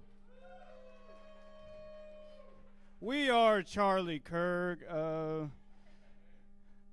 I don't know if y'all are like this. Don't you hate it whenever you go to the corner store and they're all out of corners? Y'all like drugs? You know, I'm such an overthinker. Like, I'm the type of person to take Adderall to study for a piss test. Just me? All right, cool. Let's see here. You know, I really have trouble sleeping at night. I don't know about y'all, but, like, I know everybody likes to do, like, white noise to help them fall asleep at night, right? But, like, I tried that. It didn't work for me. So here lately I've been doing a little bit of brown noise. But I've been keeping up all my neighbors with the leaf blower. So I'm going to have to find a different way to go to sleep at night, I guess. Let's see here. I have a friend who's very progressive, you know, and she always likes to give me shit. Like, the other day, she called me racist because I'm not in the black box. Like, excuse me, black box? Black box who's in the Epstein files more than anybody right now? All right, very cool. Let's see here. Anybody else have experience with workplace bullies? Yeah, right? Like, workplace bullies are tough, right? Because you can't avoid them. So I no longer work from home. Or live with my dad. Yeah, workplace bullies, right? They love to be violent until it's the reason that you finish. All right, I guess just me. All right. I'm scared of meth because I can afford meth. I'm not scared of drugs that I can't afford to keep up a habit with, you know, like I've had a lot of moments, a lot of low moments in my life. I've never been so low that I couldn't afford some more meth. You know, I'm scared of meth for the same reason I'm scared of pussy. You know, I've had trouble sleeping without meth, and I've considered trying meth just to get some sleep. Anybody else have trouble sleeping at night? All the time. How do you get over it? Huh? Trazdones? Do you need a needle for that? All right. This is going great. Okay. Okay, so boys. What can I say about boys? They're back in town. I used to be one. I still get treated like one. My uncle loves them, especially if they look like me. Politicians use them as currency, and you need them to get on one of my favorite islands, so hell yeah. Hell yeah. Y'all like impressions? Alright, this is my impression of a chronic masturbator who just found out that his best friend's mom just died. Hey man, I heard the bad news. I came as quick as I could. I'll head that way soon.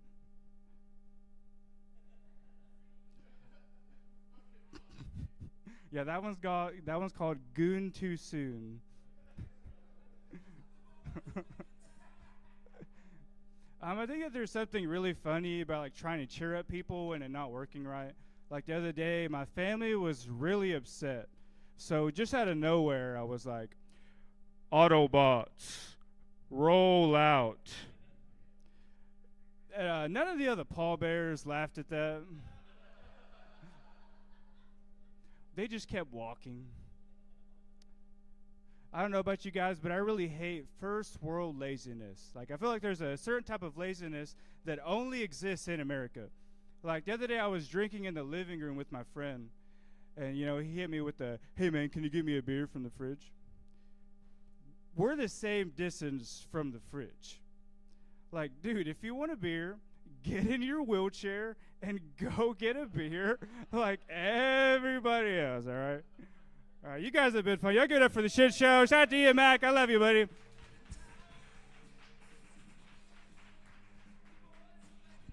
Albert Moreno, everybody! Fuck yeah. Oh, wait, hang on. I got this. I fucking got this. We gotta. Fuck yeah, dude. We gotta.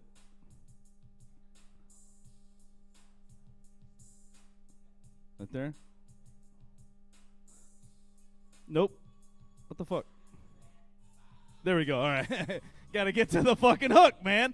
Hey, your next comic coming up to the stage. You know this guy. He's the tallest guy in the building. Put your hand together. Huh?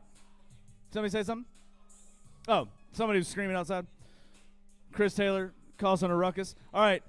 Your next comic coming up to the stage. Put your hands together for Lucas Dillon, everybody. Let's go, Kiki.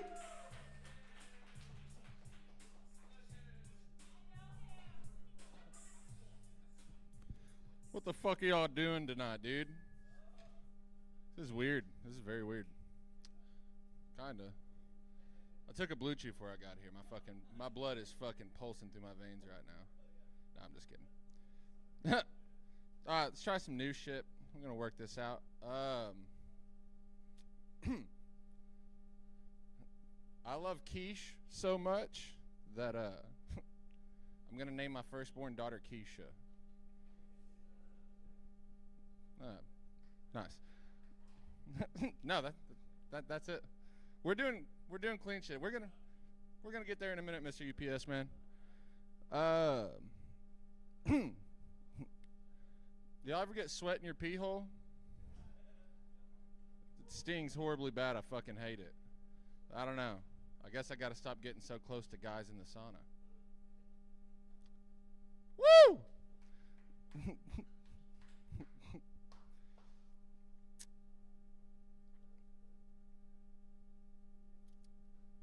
My dog lately has been moving around like his joints are hurting him. I think he has arthritis. that shouldn't have fucking gotten that much of a reaction. That was crazy. All right, let's get into it now. Politics in this country have gotten way too fucking Christian lately. The government's being very overbearing about a bunch of shit they should have no business fucking meddling in. Like the other day, I was shopping for a new fleshlight. And I'll be goddamned if these pieces of shit didn't have the fucking nerve to ask me for an ID to do a background check. I said, I'm not buying a fucking gun. And bitch, this is a fucking animal shelter. Now shut the fuck up and give me that chihuahua. All right, sweet. We were rolling with it. Y'all remember the pandemic? How everyone used to have to wear masks and shit all the time? It was very confusing because people fucking hid their faces from you. You didn't know really what they looked like. You just had to judge them based off their bodies. And one day I was in Walmart and seen this very, very thick-looking woman over by the jalapenos, and I was like, oh shit, what the fuck's going on over here? I had to get some cucumbers, so I was next to her, and I like glanced over at her and was like, god damn, this bitch is hot as fuck. She's wearing a face mask. I couldn't see her face. And she looked over at me and glanced at me and was like, oh, hey, what the fuck are you doing? And I was like, oh, do I? And then I realized it was my aunt. And that was the day I realized my aunt's got a fat ol' ass, dude. But it runs in the family, because my grandma had a dump truck on her too. You know what I mean? All right, sweet. Y'all know those game reserves where you can pay to go hunt some wildly exotic animal, and some guy just walks some fucking endangered species out on a leash, and he's just like, woo! And you're like, damn, it's that easy. I can just take it like that. And he's like, yeah, it's that fucking easy. Like that sums up the emotions that I feel when I drive through a neighborhood and I'm drinking and I see one of those deaf child area signs. I'm like, oh, sweet. They're not going to hear me scrape the 4 cars before them. This is fantastic. I love this.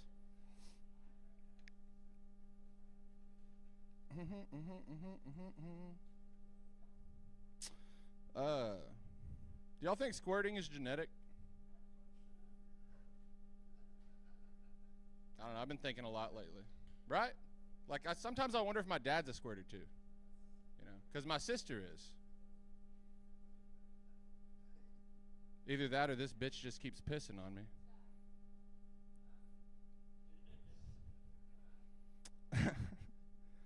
All right, I'm going to end it on this one. I think ICE should make themselves useful and deport all these homeless people to heaven. The same way they did Renee Good and that one other dude, you know?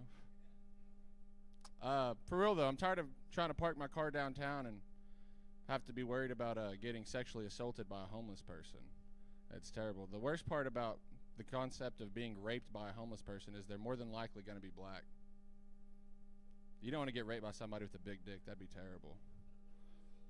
All right, this has been fucking great. I love you guys. Have a good night.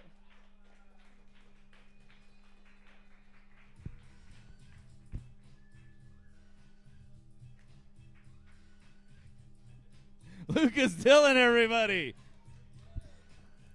The thoughts and views of the performers here don't necessarily...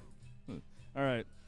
Your next comic coming up to the stage, this guy's top 10 in the world in karaoke. He's also single-handedly got Nico fired. He's got stickers available. He's also got a 3D printer, and he makes toys. Put your hands together for Chris Taylor, everybody!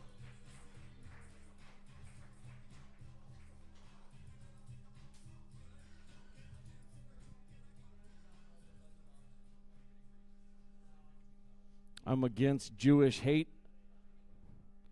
I don't know. You guys know Jesus was Jewish, right? Did you guys not read what happens at the end, dude? I don't know. Speaking of people that hate Jews, give it up for my friends Nick Cano and Jarrett Floria from Dead Froggy Productions.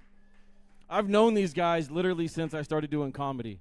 So, a long fucking time. And they have a production company where they put on comedy shows, and they've never had me on one of their shows ever, which is crazy. You guys might not know this. These two guys over here, they've never had me on a show. They had me on a show in Dallas a couple of weeks ago, and I refused to wear a shirt. And they were like, no. They were like, dude, you got to wear the shirt, bro. Everybody that's on the show was wearing the shirt. I was like, dude, I don't want to fucking wear the shirt. And they kicked me off the show, bro. They wouldn't let me do my spot in Dallas. That shit was crazy, dude. That's how some people treat their friends, I guess. No. And then, as mentioned earlier, some of the guys got on Kill Tony, right? It was in Grand Prairie. You know, spoiler alert. I didn't sign an NDA. I think they did, but hopefully that episode's coming out soon. But we were there at Kill Tony, and these guys were bullying everybody into putting on Dead Froggy shirts, bro. They literally were walking around the parking lot with a fucking big-ass handful, dude, just begging people to put them on in case they got on Kill Tony, dude. And they somehow I got one, this extra large, dude. Somehow I got this one and ended up in my car, and I was like, oh, they're just trying to promote their brand. They're like handing out shirts. Next day, Jarrett is like, hey, bro, that's $25. You can Venmo or Cash App it, dude. I was like, what the fuck? I don't want the shirt anymore, bro. You can't fucking make me wear it, bro. Actually, I'm on a show with them Friday night. If you guys, they finally put me on. I bitched and complained a fucking enough, you know. They were like, if you shut up. It's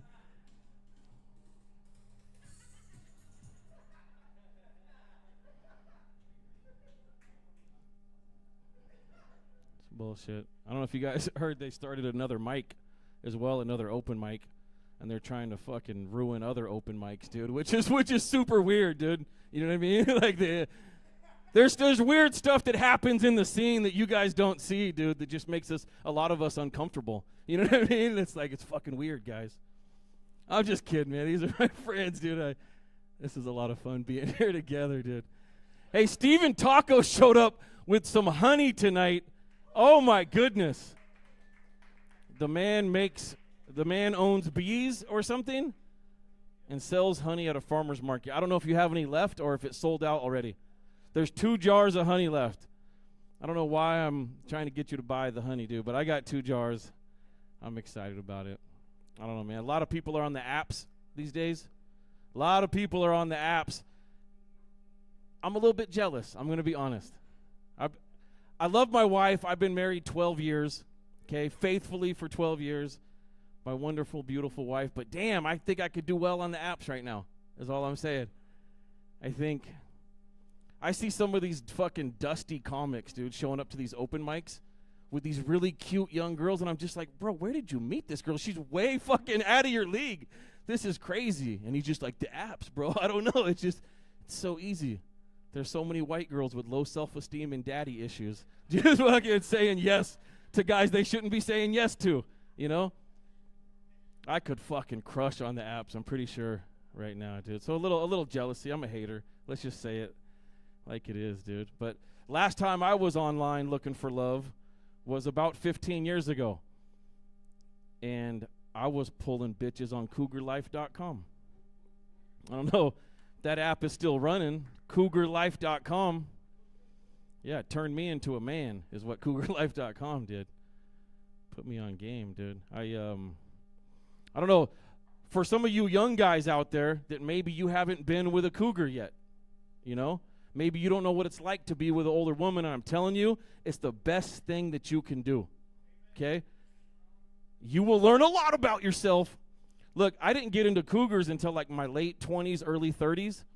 I started working at Home Depot, and Jeannie in kitchen and bath taught me some things about myself, dude. Jeannie was 42. She had given up on life and her husband, and she was a freak, dude. My wife of 12 years, she doesn't know this, but she should probably send Jeannie a thank you note every year for what Jeannie did for me, man. It's crazy, dude. I don't know. Yeah, Jeannie. Bro, Jeannie. Oh, freak. Hey, so on a lighter note, are we still at war? Did we drop nukes on anybody tonight? Did that not happen? Somebody called me, is this a prank, that there was a ceasefire? A 2-week ceasefire? That's, does that mean gas prices are going down? Because that's all the fuck I care about, dude, is gas prices getting below $3 a gallon. I don't care how many fucking bombs it takes, how many people have to die, dude. I need a new iPhone every 2 years and gas under $3 a gallon, and do what the fuck you want to do, bro. When gas is $3.70, I got some fucking questions. My name's Chris Taylor. Fuck Bam Adebayo and fuck Eric Spoelstra for life.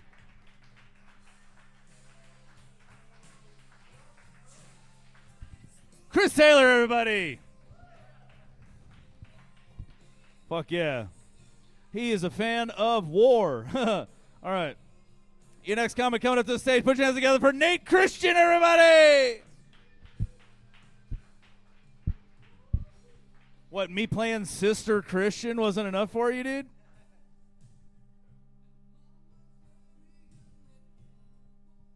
No, I love this open mic. Did you guys notice he played the Lambrini Girls earlier? That was freaking a badass, dude. Love that band. Yeah, so let's talk about when I was a kid. When I was a kid, I was terrified of fucking everything, right? Like all the normal stuff you can think of, snakes, spiders, the dark, all that, yes. But I was scared of weird shit. It was really because of this TV show I watched growing up. It was called Rescue 911. And they would reenact accident calls from 911 accidents. And it was fucked up shit. Like one kid got run over by a lawnmower. He like jumped out of the swings at the perfect time. And I mean, they like were using a blood cannon. It was so fucked up. If I heard anybody like fire up a lawnmower, I was going inside like, nope, not doing it, man. Not doing it. I was terrified of killer bees. That was a big thing when I was growing up. Killer bees. I know 0 people that have gotten killed by a killer bee. But I was like so terrified, like, like, I mean, I would freak out, man, if I saw a bee. I was terrified of everything because of that show. I really was. It was weird, like, even stuff not on the show, like I didn't walk under ceiling fans. Because, like, everybody in my family evidently could not properly hang a ceiling fan, so they all, like, you know, wiggled like that. And so I would, like, touch the corners of the room, like, when I went around, like, I was terrified of fucking ceiling fans, man. It was weird. You know, I was terrified of Russians because, like, growing up with cable, like, that movie Red Dawn was always on. And I was like, dude, they're going to come to my school, you know what I mean? Like, I was terrified of Russians. That was my thing. And then I learned about Rasputin. Man, fucking Rasputin. Russians, dude. Scary as fuck. I had movers come to my house one time, help me move, because I've got tiny arms. So I outsourced that shit. And so these Russian guys showed up, 2 Russian dudes, to move my entire house. And this one dude picked up a fucking dresser. I'm not talking about like a chest of drawers. I'm talking about a dresser by himself and lifted it up and was like, I lived in a DC garden apartment, which means no elevator. And I lived on the 3rd floor. And that dude said, where do you want it? And I was like, oh my God, anywhere, dude, just put it in there. Like, I don't give a fuck. I tipped those guys so hard. Like, as soon as I saw that, I really did. I told my girlfriend, I'm going to the ATM. I'll be right back. Because I don't want these guys pissed at me, man. Fucking Russians, that's what I'm saying.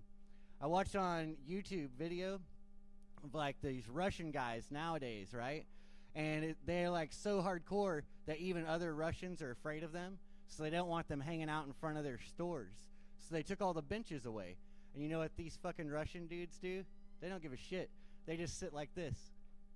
Like all day long. They call it a Slavic squat. And they just like pop a squat like that all day. Their calves have got to be like enormous. Like, I can do that, but it's because I practiced for that joke. Like, if you don't practice that, try it. It's fucking hard, man. It's fucking hard. That's what Russians are like, you know? I watched this other YouTube video, and it was like on Siberian tigers, because I was smoking a lot of weed, and I was like, man, let me get my learn on, you know what I mean? Siberian tigers. But it was a really old documentary. It was before, it was like when it was still like Russia, like the USSR, you know, Soviet times. And they were in Siberia, because Siberian tigers, duh, you know what I mean? Even I knew that. And so anyways, I was watching this documentary, and it's like this Siberian tiger refuge where they keep them all safe, you know, like from poachers and stuff. And that's good, because I would not want to run into a Russian poacher. But anyways, they had this Russian lady scientist, and this lady was so fucking hardcore. And it was like, again, she had on like old school like Sally Jesse Raphael glasses. It was like the early 80s or late 70s. I don't know. I couldn't date it properly. But anyways, she was old school. And she like was walking around with no gun. And she does it every day. And she follows tiger tracks. She's literally like, hey, tigers, where you at? And she said that she's only seen like 3 tigers in her life ever. And they're afraid of her. She's like, they don't want to be around humans. And it's like, how often do you test that? You know what I mean? Like, I don't know, man. Fucking Russians. And then the lady is walking along and the narrator kicks on. and he's talking about how she can tell if a female tiger is in heat by the smell of its urine. And what did that Russian lady do? She grabbed a piece of shit, a big ass piece of shit, and she smelled it. Like, I think she had like it on her nose. It was like up in there. And then she put it down and she said something to the guy walking with her, the cameraman or whatever, the nature guy. I don't know. Probably just sent there from the, Kremlin or something. Make sure she wasn't, doing anything untoward. Those communists, they're like that. But anyways, she picked it up and then she put it down. The lady was not even wearing gloves, and I'm like, fucking Russians, man. Do you know any person that would just go and pick up a big old piece of shit like that and like put it up to your face and then be like, well, nope, she's not in heat? Like, I mean, well, okay, cool. I mean, that's a weird-ass trick to do, but it's Russians. So I always like to tell you guys what I'm up to on YouTube because I love watching YouTube. The other day I got home, it was kind of late, and I was all, let's see what YouTube recommends. And my algorithm is fucked up, you guys. It's like really weird. And one of the videos it recommended was like an 1.5-hour long video on the mythology and lore of the video game Zelda.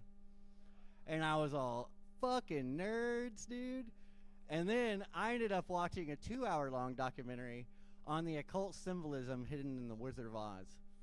And I was like, man, this is fucking badass. Like that, it really was badass. And if you think about it, the Wizard of Oz is a weird-ass fucking thing. Everybody knows that. But just the very beginning, like as soon as she gets to Oz, it's weird as hell right off the bat. She literally kills a woman, and everybody's like, hell yeah, hell yeah. And then she's all, oh, what the heck, that sucked, I'm sorry. And they're like, no, don't worry about it, that's badass. And then they're like, put her shoes on. And she's like, no, I don't want to. And they're like, no, put her shoes on. What if that was you? Like, what if you, went to Hearst and you accidentally ran over a guy as he's crossing the street and, everybody from Hearst came out and they were like, hell fucking yeah, man. Yes, yes. And you're like, I'm sorry. I'm so sorry. And they're, no, it's cool. Put his shoes on. And you'd be like, what? I'm wearing shoes. Like, no, put his shoes on. Like, they forced her into that. That is some fucking weird-ass shit, man. I don't know. That's a weird-ass shit, dude. Man, yeah. So I've got my own religion. Not allowed to talk to you guys about it because, oh, yeah. That's it, guys. That's my time. I love this mic.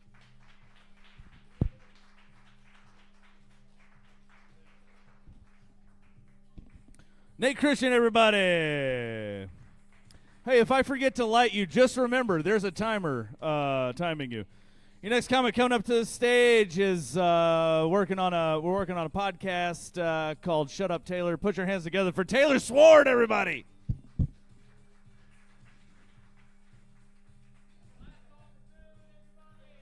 He said last call for food, everybody. I don't know. Did I hear that wrong? Fuck it. Oh, yay, I got it perfect. What's up, fam? Yeah, back to the important stuff. Back where I left off last time. Cucking. Who came first? I'm trying to write punchlines. I don't really do that in comedy. I'm so impressed when you all do. No, who came first made me laugh so hard. God damn.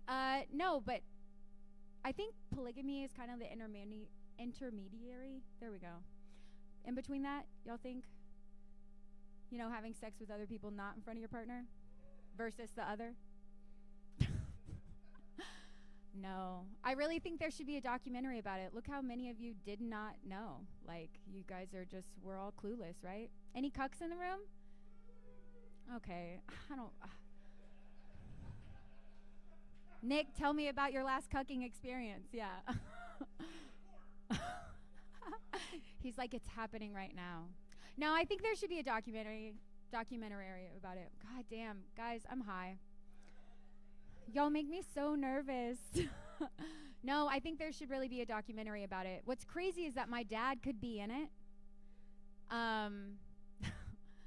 He could totally be in it, and he would be one of those ones you're like, oh, we feel bad for him because it happened on accident. He didn't choose that life. That thug life chose him, right? Yeah, you can call yourself a thug if you cuck. That's takes a lot of big kid feelings, being able to handle all that, right? No, whatever. whatever. Yeah, but like they had to get over some, I don't know, my bad. I'm just not healed enough to cuck yet. That's what it is. I got to work on healing. God, that's okay. No, but he's a biological cuck. I haven't even talked to him about this yet. I know. I think you should tell his doctors. He has a heart condition. This might get in the way of that. No, but he's a biological cuck, and it's because he raised me, so it's my fault, just like their divorce. No, it is, like, I don't know. I'm actually thrilled they got a divorce. They should have never gotten married. If they had consulted me from the beginning, that was their biggest problem. Their infant wasn't in charge. No, guys, I'm going to get straight to the other important part. I met a dog outside, and it didn't immediately love me. I'm a white woman. Doesn't that dog know? No, I think that's fucked up. Like, I don't know.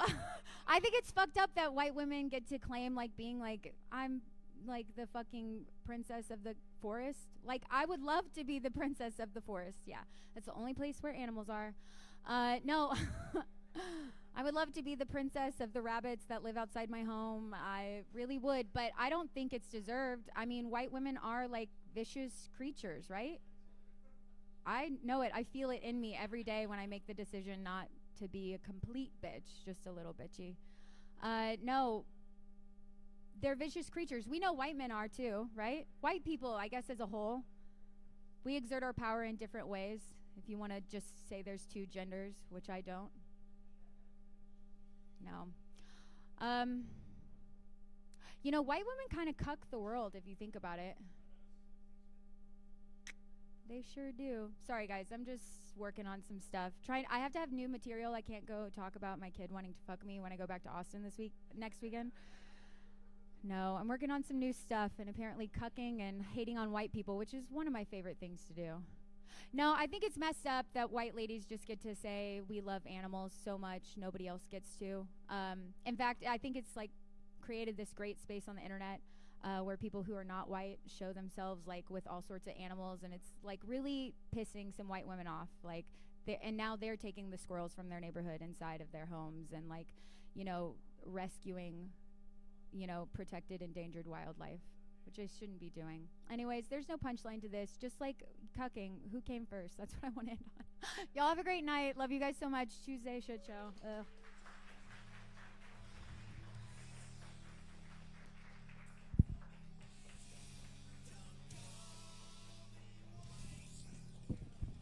Yeah, fuck yeah. Taylor Sword, everybody! Fuck yeah. Attacking the majority of the room at the end there. I love it. Fuck yeah. Give it up for white people. Your next comic coming up to the stage. This guy is the head honcho over at Dead Froggy Productions. Put your hands together for Jared Flory, everybody!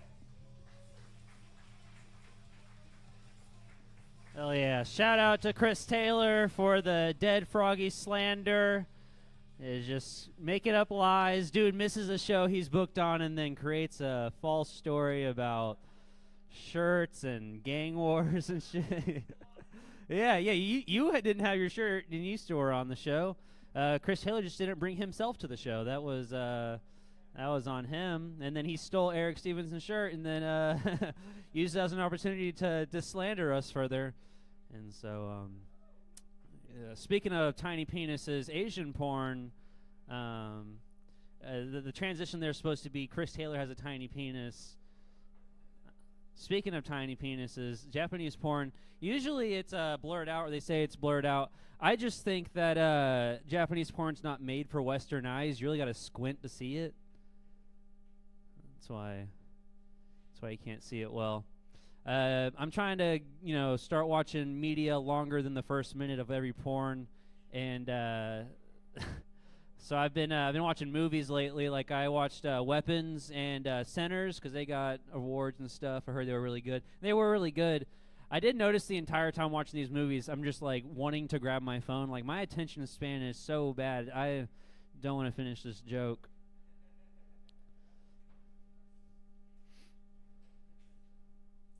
I've never had sex with a prostitute before, but I am paying for sex. It's called having a child. Sex is costing me the next 18 years of my life. Now my daughter's cool. She's gotten to a funny age. She's 3. She's 3 now, and they say terrible 2s. Threatening 3s are more appropriate. She thinks she's the absolute boss of the house. She started this thing now where anytime I try to talk to her in any authoritative matter, she just goes, "What?" I'm like, "Hey, you need to pick up what?" Like, your blocks are all the what? You understand me. You know what I'm talking about. Like earlier, I was on my phone. I was doing some shit, making a post for Dead Froggy shit, and my daughter comes to me, and she's like, I'm hungry. And I'm like, okay, I'll make you some dinner. You want like chicken nuggets or something? She's like, yeah, chicken nuggets. I'm like, okay, give me a minute. Like 30 seconds goes by. She goes, Dad, chicken nuggets. I'm like, okay, give me a second.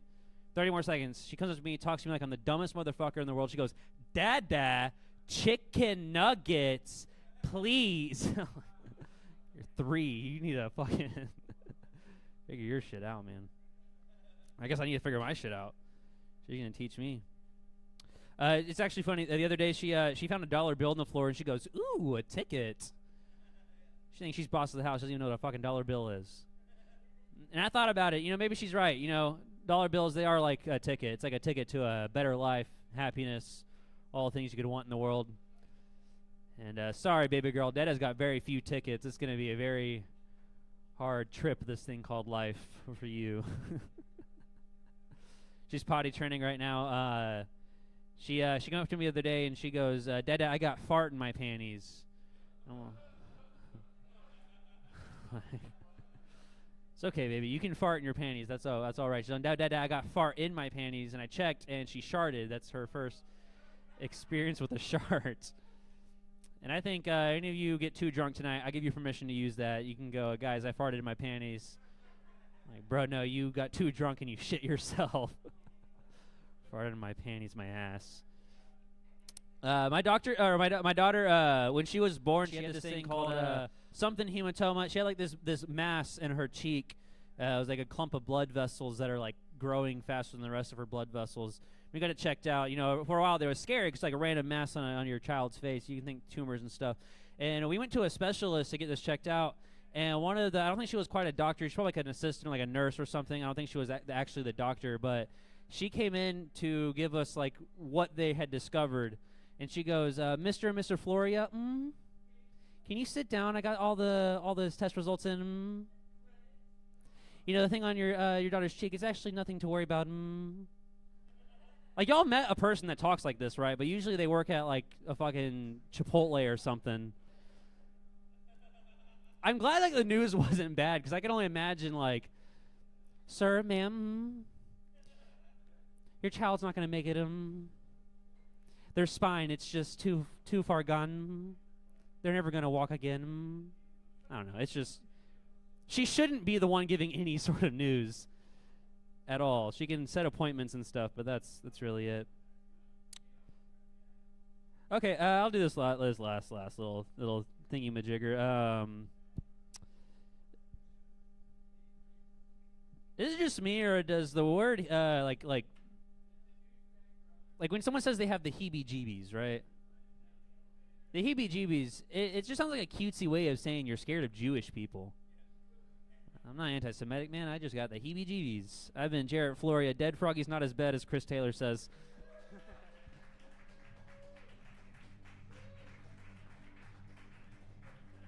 Jarrett Floria, everybody! I love Dead Froggy. Those guys are good fucking people.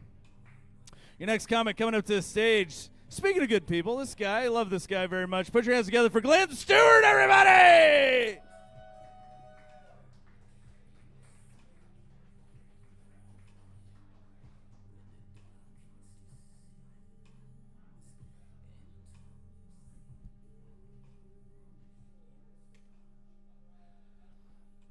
This is one of the longest times I've ever sat at this open mic and watched all you fine people. And I'm jealous because of all y'all's other adventures in the bedroom. Because I can't even get to fucking since I moved to Dallas. Like, I don't know if it's a personality thing or they think I'm expecting them to do like aerobatic tricks. Like they got like they have to lift me up. You know, they're like, no, it's just really irritating. You ever seen Rocky Horror Picture Show? Yeah, like you remember whenever Rocky realizes he can fuck Susan Sarandon, so he starts running away from Tim Curry? That's my sex life in a nutshell. The minute they realize there's options, the game's on. It's funny. Somebody mentioned I was fucking rabbits in this area. I've been walking to lose weight, and your rabbits fucking suck. Like, first off, they can't outrun me. That's not a rabbit. It's a fucking skinwalker. That's all that fucking is. It's just sitting there waiting for fat people to get lost on walking trails. I get mad because I live in a luxury apartment, which if y'all don't know what that means, it means your fucking husky can shit and piss in my fucking hallway. And I'm supposed to expect that's okay because you don't speak English. Sorry, that's honest. He speaks Indian. Anybody can tell me how to do that, that'd be great. I don't speak it. Don't care to. I just want his husky to quit pissing in front of my house. It's mine. I got hit by a Tesla walking through our parking garage. I'm not going to tell you who hit me, but he didn't speak English either. And I don't understand how he hit me because I'm kind of hard to fucking miss. But he didn't. Sir, all dudes are squirters. Call back to your joke. You said every dude squirts. Yeah. How? Well, okay. When a hand loves a dick, it makes magic happen. Squirt. If you're on testosterone shots like me, you realize that you still can squirt. And that is amazing. Thank you. One person. I spent Easter down at the neighborhood buying a 3D printed plant of a dick because I felt like just fucking full heathen. I decided he has risen and so will these. And it was great. It was awesome. And then this guy lost his dog and I watched the entire neighborhood get sad and look for one fucking dog. That's just me laughing. All right. Oh, this is going to be more fun. I did a show in Tyler. Anybody ever been to that god-awful fucking burg? Yeah, one thing they've got like 4 gays, okay? They all came to this show that I was doing because they're like, it's a safe spot. And it wasn't. It was this weird place that had this one woman that's like her hunchback was on backwards. It was her gut. And she owned the place. And she's like, the food's great. And you didn't want to trust her because they look like circus people. I stayed at the La Quinta Inn. I don't know if y'all know what bedbugs is translated into, but that is a thing. It was book a night here so the beds eat you. So the first one was like I'm not scared of a lot of things, but I'm scared of being eaten and raped. Not at the same time. But the reason I say that, have you seen the way people eat? Like can you just imagine your grandma gumming you down because she's a fucking zombie? That's just scary to me. Okay. We have a show with y'all, right? I wasn't told about a shirt. Nick told me I had to wear a fucking jock strap. Which is horrifying to say the least, because I've done that before for money. Like I'm just kidding. Don't. What is this? What are you getting excited for? You moved a lot for that. Why? I don't need you to do that. You're like, what? Okay, cool. I can't hear good enough to be here. I'm going to leave you on 2 notes that make me laugh, and then I'm going to leave. I'm going to drive back to fucking Richardson, and I'm going to wake up my roommate because he has this nasty habit of locking the top lock, so then I just don't have a home at that point. So I'm just Fred Flintstoning, screaming, waking up the neighbors. I also have a neighbor who had a psycho girlfriend, and he put up a whole fucking Ring doorbell, and so I do horrible shit like flash his doorbell. Like every time I'm drunk, I act like I'm stumbling real bad, and then I just drop trowel. Like he hasn't complained yet, so I'm assuming he likes it too.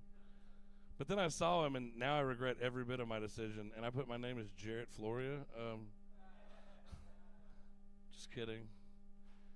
Last thing that I really have to say, because it makes me giggle, I watched a homeless person shit themselves on the train on the way to DCC, followed by a guy take an apple core, put it in his mouth, and wash it around like a cone head cleaning a spark plug. Pull it out, look at it, take a bite. Put it back in, roll it around again. Found some more meat on that. Pulls it back out. The third time, the fucking thing disappeared. And I was like, he ate that fucking apple core. I said it real loud. And he's like, I shit my pants too.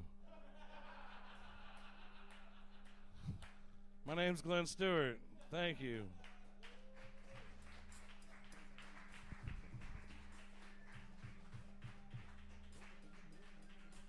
Glenn Stewart, everybody. And I shit my pants. Yeah, hell yeah. Your next comic coming up to the stage. We are moving through them tonight, ladies and gentlemen. Put your hands together for Fredo Will, everybody.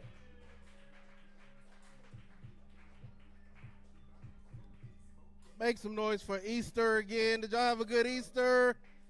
Yeah, man, I'm excited for Easter because I think Jesus really did come back. Yeah, he probably got arrested for loitering and not providing identification with his black ass. Oh, make some noise, you smoke weed. Make some noise, you smoke weed. Yeah, man, I actually haven't smoked weed for a really long time. I just smoked weed for the first time the other day. I was actually about to go out of town. I got really high and I jumped in an Uber and I was on my way to DFW airport and I was sitting there deep in my thoughts. I'm 6 thoughts in, perp. I'm 6 thoughts in and I was like, you know what? I think I'm being kidnapped by this white guy, bro. What the fuck? Where did he pick me up? That shit's so weird.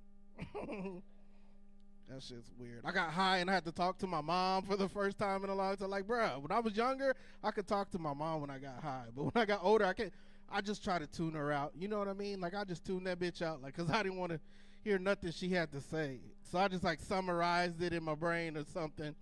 Yeah, she was telling me a long-ass story about some bitch I didn't know. You know how moms do. Yeah, she was like, oh, yeah, you heard about Keisha. Yeah, pregnant Keisha, yeah. Yeah, she went to the hospital today. Yeah, she's 8 months. Yeah, the baby was stillborn. I was like, yeah. I was like, okay, cool. She was like, did you hear what I said? I said, yes. Praise be to God that the baby was stillborn. Like the baby was stillborn. I thought it meant the baby was stillborn. Like it wasn't still. I thought despite everything, never mind. I went to a specialty strip club the other day. Specialty strip club, they have like big girls, they have little girls, and they have little girls. The first little was for midgets. The second little was for the skinny bitches in there. I thought it was really weird. They had their thongs hanging down and shit. Yeah, man. They gave you these little bitty paper clips so you could put the money on the thong and shit. I was like, you better sit still, Taylor Sword.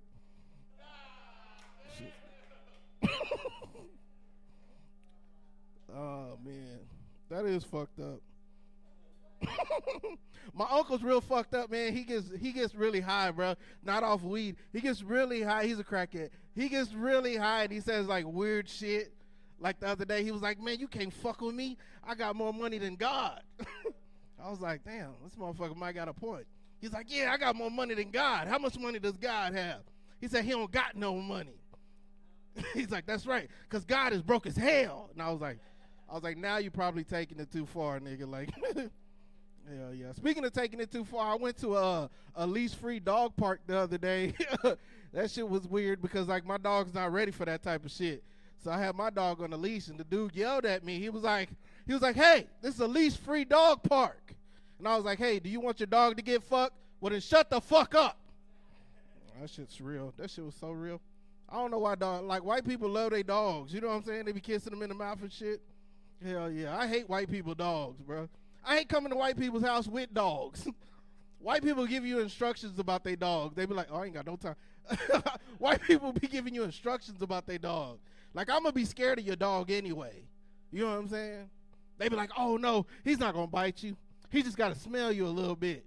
You be like, okay, in my balls, though? He got to smell in my balls? Okay, little Gucci man. That should be so real. dogs. Oh, I forgot the other part of that. Man, fuck it. Let's talk about cats. Do y'all think lions and tigers think that domestic cats are just midgets or... Nah, okay, whatever. That's an unfinished joke, whatever. I've been watching a lot of porn lately, and I realized I don't like white girls because their pussy look like raw chicken cutlets. Yeah, that's just real. It is. Yeah. And then I was watching Indian porn the other day, and I was like, well, that looks just like black pussy. Like, I think I can get down with this. Like, I wonder if it hits the same. You know what I'm saying? So I went to an Indian restaurant to try out their food just to, try to get closer to the nature of it. You know what I'm saying? And it was actually pretty good. I had the buttered chicken. That pussy probably going to be delicious, bro. All right, I'm Fredo Will. I appreciate y'all. Y'all have a good night.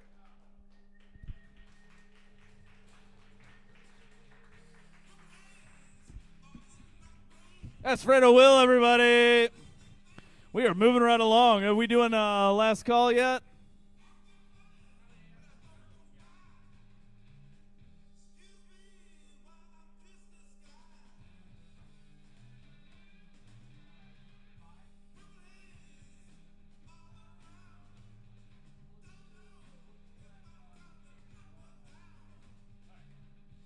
You still have time, ladies and gentlemen. Get your drinks now. Give it up for Matt behind the bar, y'all.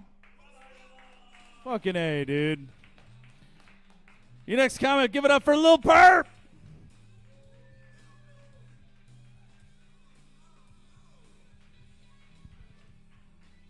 Damn. Guess what I got mistaken for today? Syrian. And then I was like, 2 more chances, guy. He's like, I'm my friend, but what part of Middle East you're from? I'm like, 2 more chances, my guy. He's like, Abu Dhabi. I was like, 1 more try. But I like the middle finger up. I was like, 1 more try. My bad. He was like, Yemen. And I was like, fuck, bro. Like, do I really look like a terrorist to you guys? Do I look like I'm gonna blow up at the fucking TSA fucking screening machine and shit? I mean, I actually do sometimes when they touch my dick, when they think something's in my goddamn pants. The guy run me through the fucking machine 2 times, I got my fucking my passport and my fucking flight ticket and shit, like nothing on me, no belt, no fucking shoes, just bare minimum. They scan you. They're like, all right, sir, step out right here, wait. They're like, oh, you gotta go through it 1 more time. I'm like, what? Word. All right. Beep. I'm like, all right. So, I'm getting fucking worried because I really don't got anything on me, right? Like, I'm just little perp. I'm just brown. But I look terroristic. Hi, yeah. He's like, big bummy. I was like, all right. So they bring a girl, right? She's pretty. And I was like, all right. And then they bring Jamal. And then they're like, oh, sir, you can either come with us to the room or we can do it right here. I'm like, dude, what? Like, I don't got nothing on me. Fucking just do it here. And they're like, all right. So I'm thinking the girl's going to touch me, right? Like, yeah, free touchies before I go on the airplane. Nah, they had 6'5", fucking 200-pound Jamal fucking touch me, dog. And his motherfucker's like this big with dreads, right? TSA fucking little epaulets and bullshit. It's like, all right, so let me... He touched me and fucking goes in. I'm like, hey, yo, watch out, bro. He's like, what? Like, I'm like, calm down. Like, what do you mean calm down? I'm like, buy me dinner first, motherfucker. Gotta be touching my shit. And then, like, I look behind me because there's a girl. I'm like, the nerve on these people. Can't even buy me dinner first. Now I feel, like, harassed because fucking Jermaine just touched me and shit. And they're like, all right, you're good to go. I'm like, God damn right, I'm good to fucking go, bitch. Like, I get my shit. I'm like all disgruntled. I'm like, can I get a bottle of water? They're like, no, you gotta go buy that shit. I'm like, fuck you guys. I hope you don't get paid, motherfucker. Oh, boy.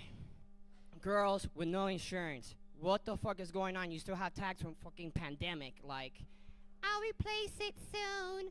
Like, no, you ain't, bitch. You're the reason why it costs so much. Driving the wrong way with your lights off like you're playing fucking SEAL Team 6. Like, Bravo going dark. Target on sight. Bam! Now I gotta pay for fucking your damages on my car, you fucking dumb bitch. But anyway, that's my time, guys. I'm a little perp. Thank you so much. Give it up for the shit show and Ian Mack in the Southside Cellar. Thank you, guys. Thank you. Little perp, everybody. Ooh, you know what that song means. Somebody's in the right place at the wrong time. Put your hands together for a Carry Cool trip, everybody. Man, what the fuck is ostrich?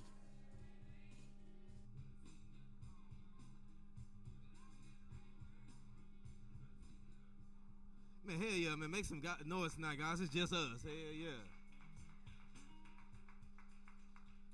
Dude, this is awesome, man. Shout out to Southside. This is my first Lone Star beer, man. This is awesome. Dude, I'm about to dude, this is awesome. It ain't that bad, man. That should be the slogan. Lone Star. It ain't that bad. Dude, I'm going to tell all my black friends to start drinking these. That's awesome, dude. Like, hey, Lone Star. Oh, shit, man. Dude, I think about, like, crazy stuff because, you know, like, when I get high, I use my drunkenness, like, the right way. Like, I research it at home alone. And, dude, like, you know, all these phrases, like, third time the charm. Dude, what the fuck does that really mean? That's some bullshit. That shit is very limited in how you use that. Do that shit work if I keep trying to talk to the same girl? If she rejected me twice, you think that third time she's gonna be like, oh, I'm gonna give him some pussy? I don't think it worked like that. That's some bullshit. I think if you holler at the same girl too many times, they might call the cops on you. I don't trust that shit. Hell no. It's a lot of shit I don't trust. Like these new Ubers now, you know, they got that Waymo or whatever. I couldn't believe it. I saw that shit in Austin. The car literally, nobody's in there. It's literally ghost riding the whip. That's some bullshit. I'm not getting no Uber in that for that bitch to haywire and take me to the only plantation in Kentucky. Hell no. Because guess what? When I get in there, I don't know who controlling that car. Dude, it could be it could literally be a MAGA dude driving that, and he see my black ass. I'm stuck now. And you know you can't let the windows down in there. We literally be trapped in there. Nah, I don't trust that. Nah, they got me fucked up with that. And the fact that somebody's like driving it in some like weird location that we can't even see, like that's, I don't know if I can trust my life like that. Like I think somebody, what if that person is drunk at home in a bathtub and they drown?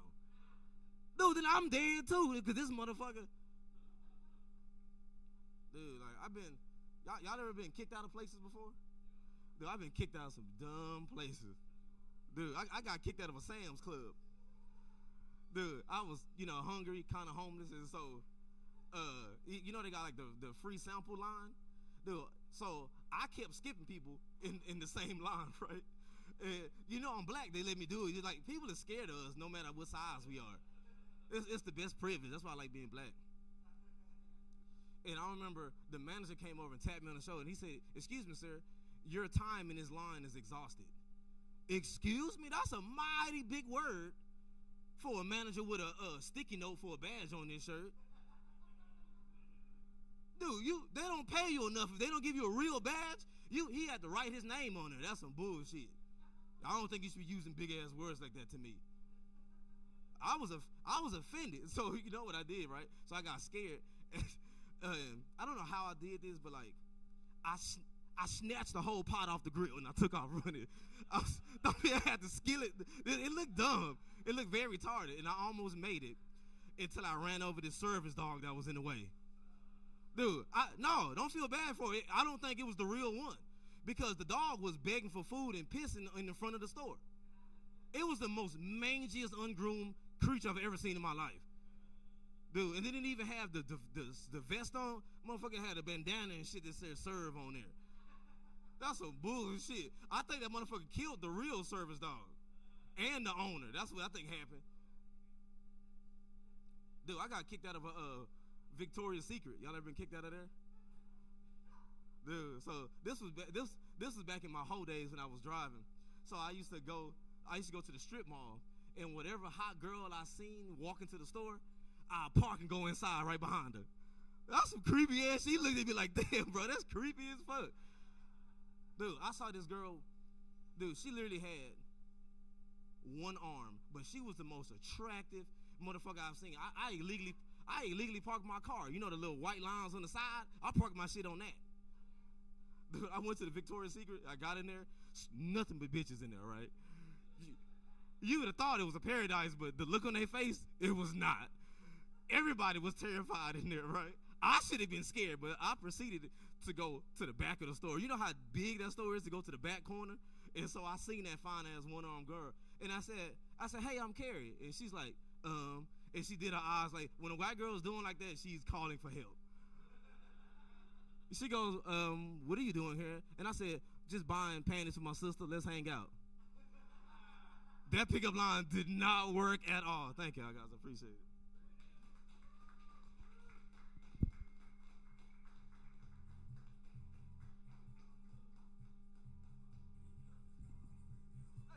Hey, Carry Cool Trip, everybody. Hey, this is a newer name that I haven't seen on this list in, I don't know, if this is your first time here? First time here, everybody. First time at the old Southside Cellar shit show. Put your hands together for Barry Whitewater.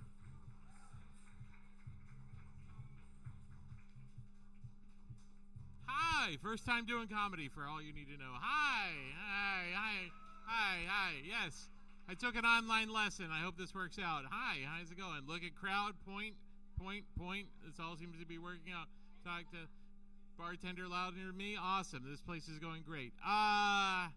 Guys, I'm 55. I'm embarrassed to say this, but my favorite music act is Taylor Swift. I shouldn't say that. I'm not allowed. I look like a guy. I shouldn't be allowed into a Taylor Swift concert, right? Clearly, if I go into a Taylor Swift concert, security's going to be on me, all right? It looks like I'm going to abduct Taylor Swift, all right? It looks like I have a basement just full of collages of Taylor Swift. They've been warned about me. I'm like a code red, basically, when I walk in there. The only other way I would go into a Taylor Swift is I'm looking for my estranged daughter. Like, Kennedy, I'm sorry. I'll buy you all the merch you want. It's the only reason why I would be at a Taylor Swift concert. People look at me and like, are you a Swiftie? I'm like, I'm a man. I'm 55. I'm a Swiffer. That's how it works, for God's sakes.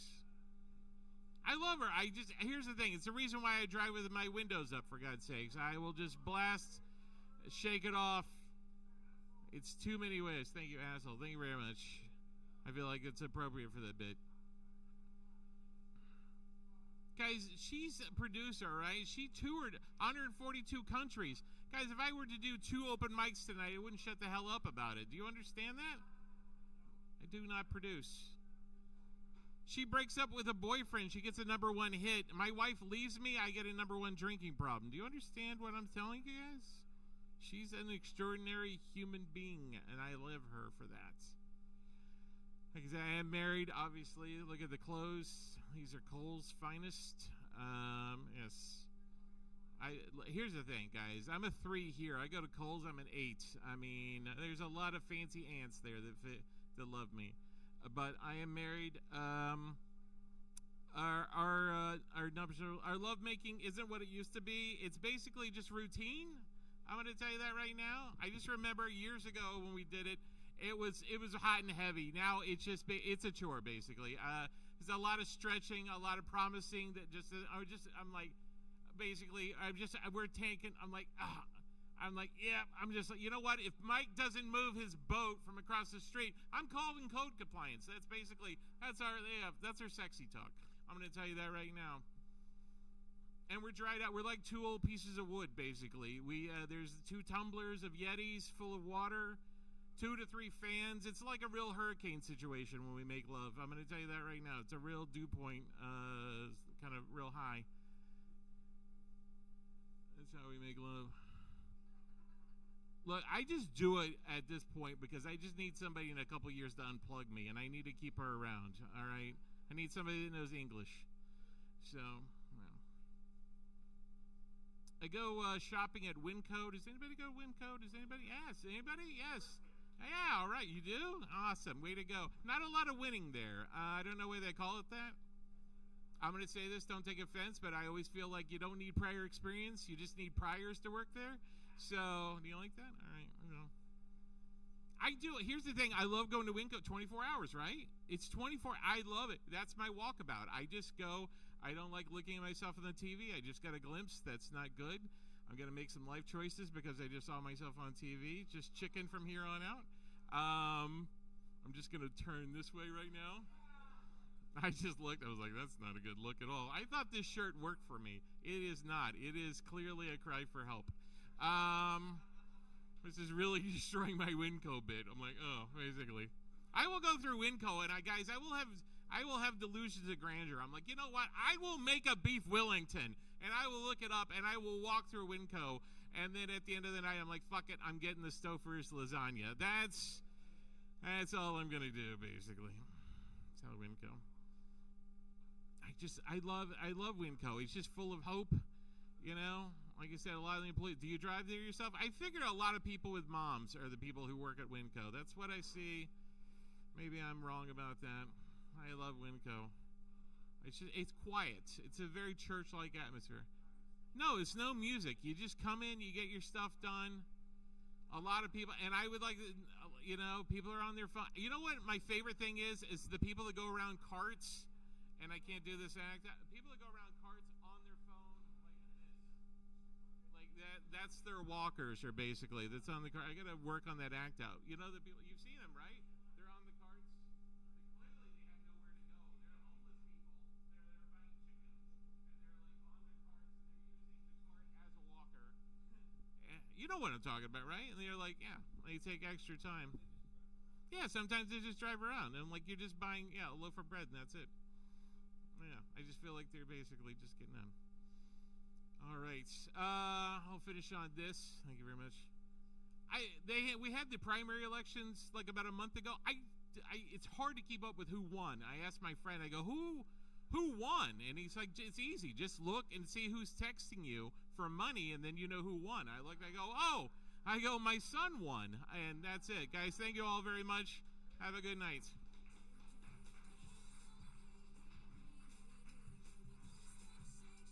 Yeah. Hell yeah. Shake it off. Barry Whitewater, first time on stage? You've done it a few times. All right. Always lie about that. That's good. Your next comic, oh shit, hold up.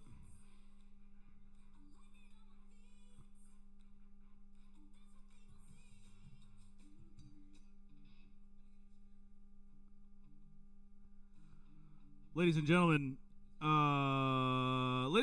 it is that time. It is last call. And if you understand what this song means, it means that it's now time for a segment we call Jew News with Eric Abinante from Eric Abinante versus the World. Put your hands together for Eric Abinante!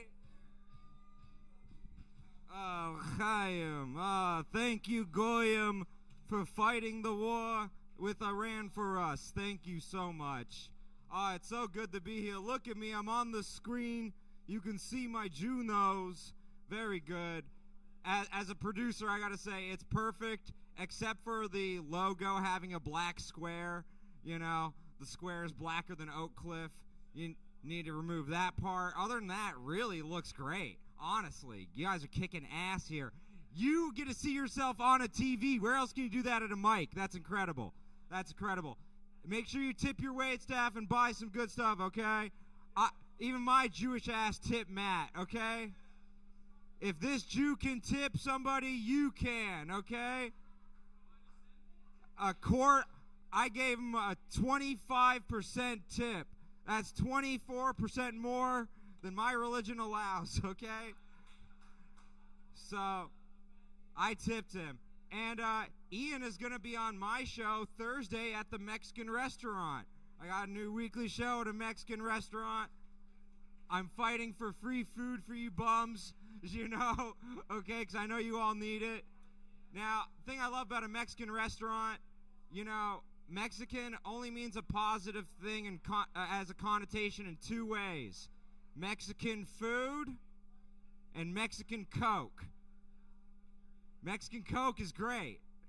Anything else that you're like, Mexican surgeon, I have a Mexican financial manager, I have a Mexican chauffeur and helicopter pilot. Oh, I'm going down like Kobe. You know, it's Now, he had an Armenian, don't worry. He had never have an Armenian helicopter pilot either, but separate story.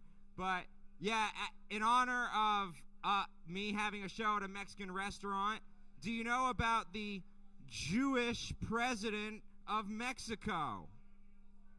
Claudia Sheinbaum. Yeah, there's an actual Jewish president of Mexico. Yeah, we're taking over everywhere. Okay, there can't be a lot of Jews in Mexico. I don't know the demographics there, but we did it again. There was actually a Mexican individual who groped the Mexican president on the streets of Mexico. He grabbed her bagels. You know, it was real tragic. He grabbed her everything bagels. It was disgusting. Real Mexican standoff. She actually recently banned cash payments at gas stations and other places. I mean, and toll booths. I mean, that's incredible. Finally, we've seen history. A Jew who hates coins. First time in history. I can't believe it. Now, don't worry. Even if you're going crypto, we'll clip those coins too. Okay, crypto. Yeah, no. These coins will be circumcised by me. Absolutely. Now, okay, I give you updates on the news each week here, and Iran news, big news actually. So Trump gave a 48-hour ultimatum to Iran, said that he would completely blow up their civilization. Said that today. A civilization can be blown to smithereens today. And the 48-hour ultimatum ended during this mic, actually. This was the hour when the 48-hour ultimatum was supposed to happen. So, what do you think happened? Did Iran open the strait, or did we just explode Iran to smithereens? What happened? Neither happened. They came up with a fake deal. The art of the deal is, just bullshitting your way to the top. It really is. Because now they are reopening the strait. It's another extension. But if you even read the supposed ceasefire, it says subject to Iran opening the strait, blah, blah, blah. So it just opens up the opportunity for us to blow Iran back into smithereens, But my favorite part about this is despite the ceasefire, Iran still launched missiles at Israel because they were scheduled to go off already. You can't turn off missiles. You can't turn off missiles when they're about to be launched at Jews. How could you do that? But here's my advice to the media. When Trump says things like, oh, we're going to blow Iran to smithereens, and oh my God, I'm going to tariff China 2,000%. He's doing this thing called lying. Okay? It's part of his negotiation tactic. When he says he's going to blow Iran to smithereens, that's just him bullshitting. He also told Melania he had an 8-inch cock. Okay? This is how negotiations work, ladies and gentlemen. The media, even you, the media, Trump's a liar. Trump's a liar. Trump's the biggest liar. And then it's, oh my God, did you hear what Trump said? I took it at complete face value. It's like, calm down. Just watch what he does, which is disappoint me. Okay, that's what he does. Okay, you have nothing to worry about. It's not a big deal. But Jew news, I never Jew you on time. I make sure to give it back to the room. Give it up for Ian Mack. Look at this. We have yourself on screen. I can see how Jewish I look on camera. This is incredible. Give it up for Clyde Stroker, my ginger spirit animal. My name's Eric Abenante. See you Thursday at Hugo's. Fuck yeah, dude. Eric Abenante, everybody. And check out Eric Abenante versus the World on Mondays right down the street at Cicada. Followed by Monday Tonight. All right. Hey, we've come to the end of the list. I have 2 minutes for the final comedian of the evening. Put your hands together for this underdog.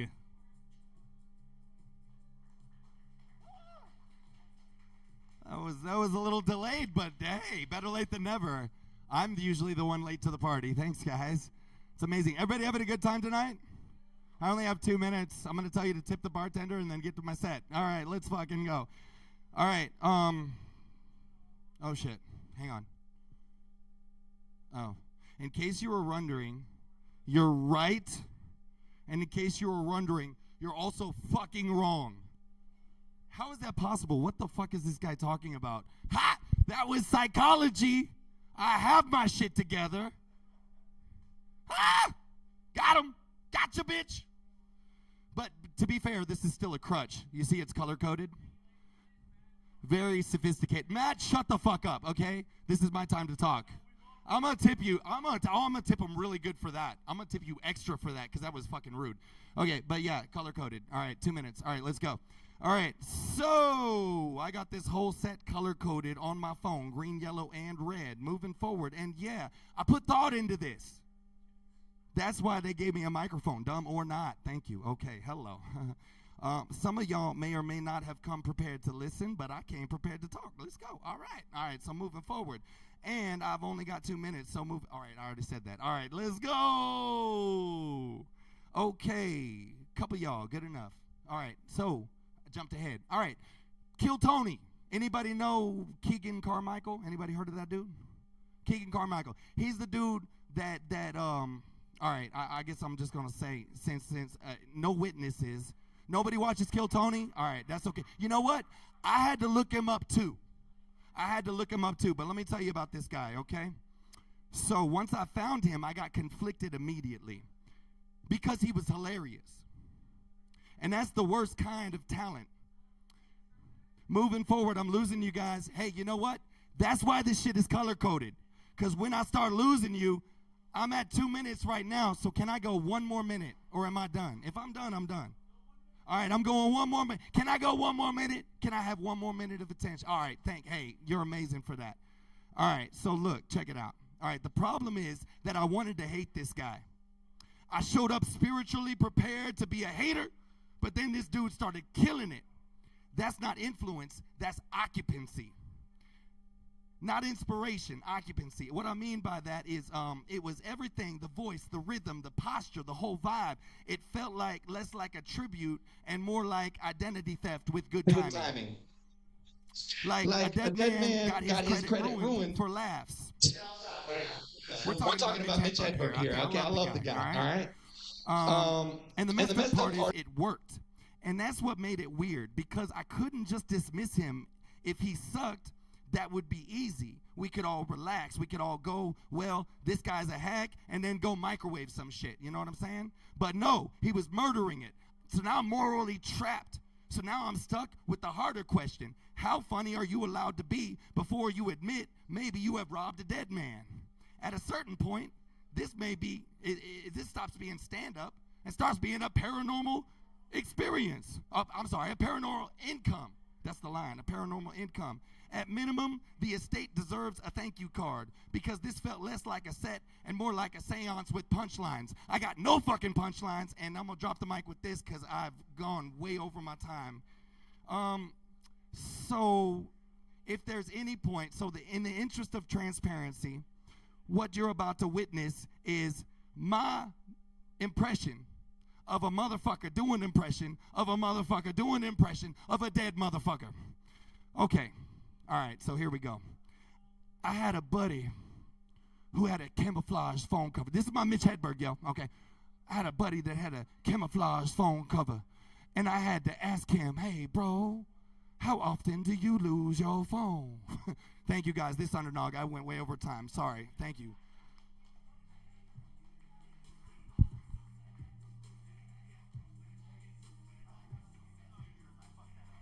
Hey, it's all good, dude. It's all good. Hey, give it up for this underdog.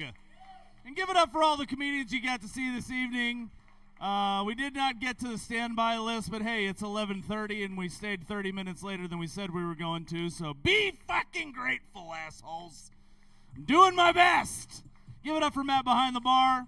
Give it up for Southside Cellar. Give it up for our Turning Point beer, item 9, THC seltzer, number 29 on tap. Grab you one today. I've been your host, Ian Mack. We'll see you next Tuesday. Give it up for Clyde Stroker. Give it up for Clyde. We will see you next Tuesday.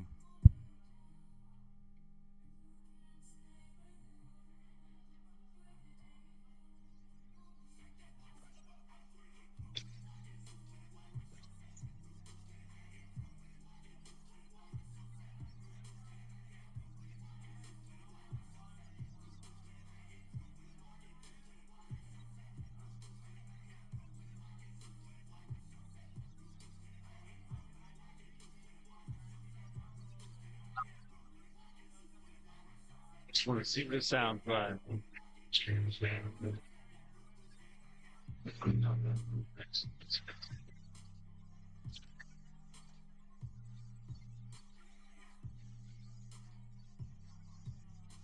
Take a little thing, see how the microphone sounds later when I look at this. Way to go. This is brand new camera setup, brand new audio setup. Content students. This is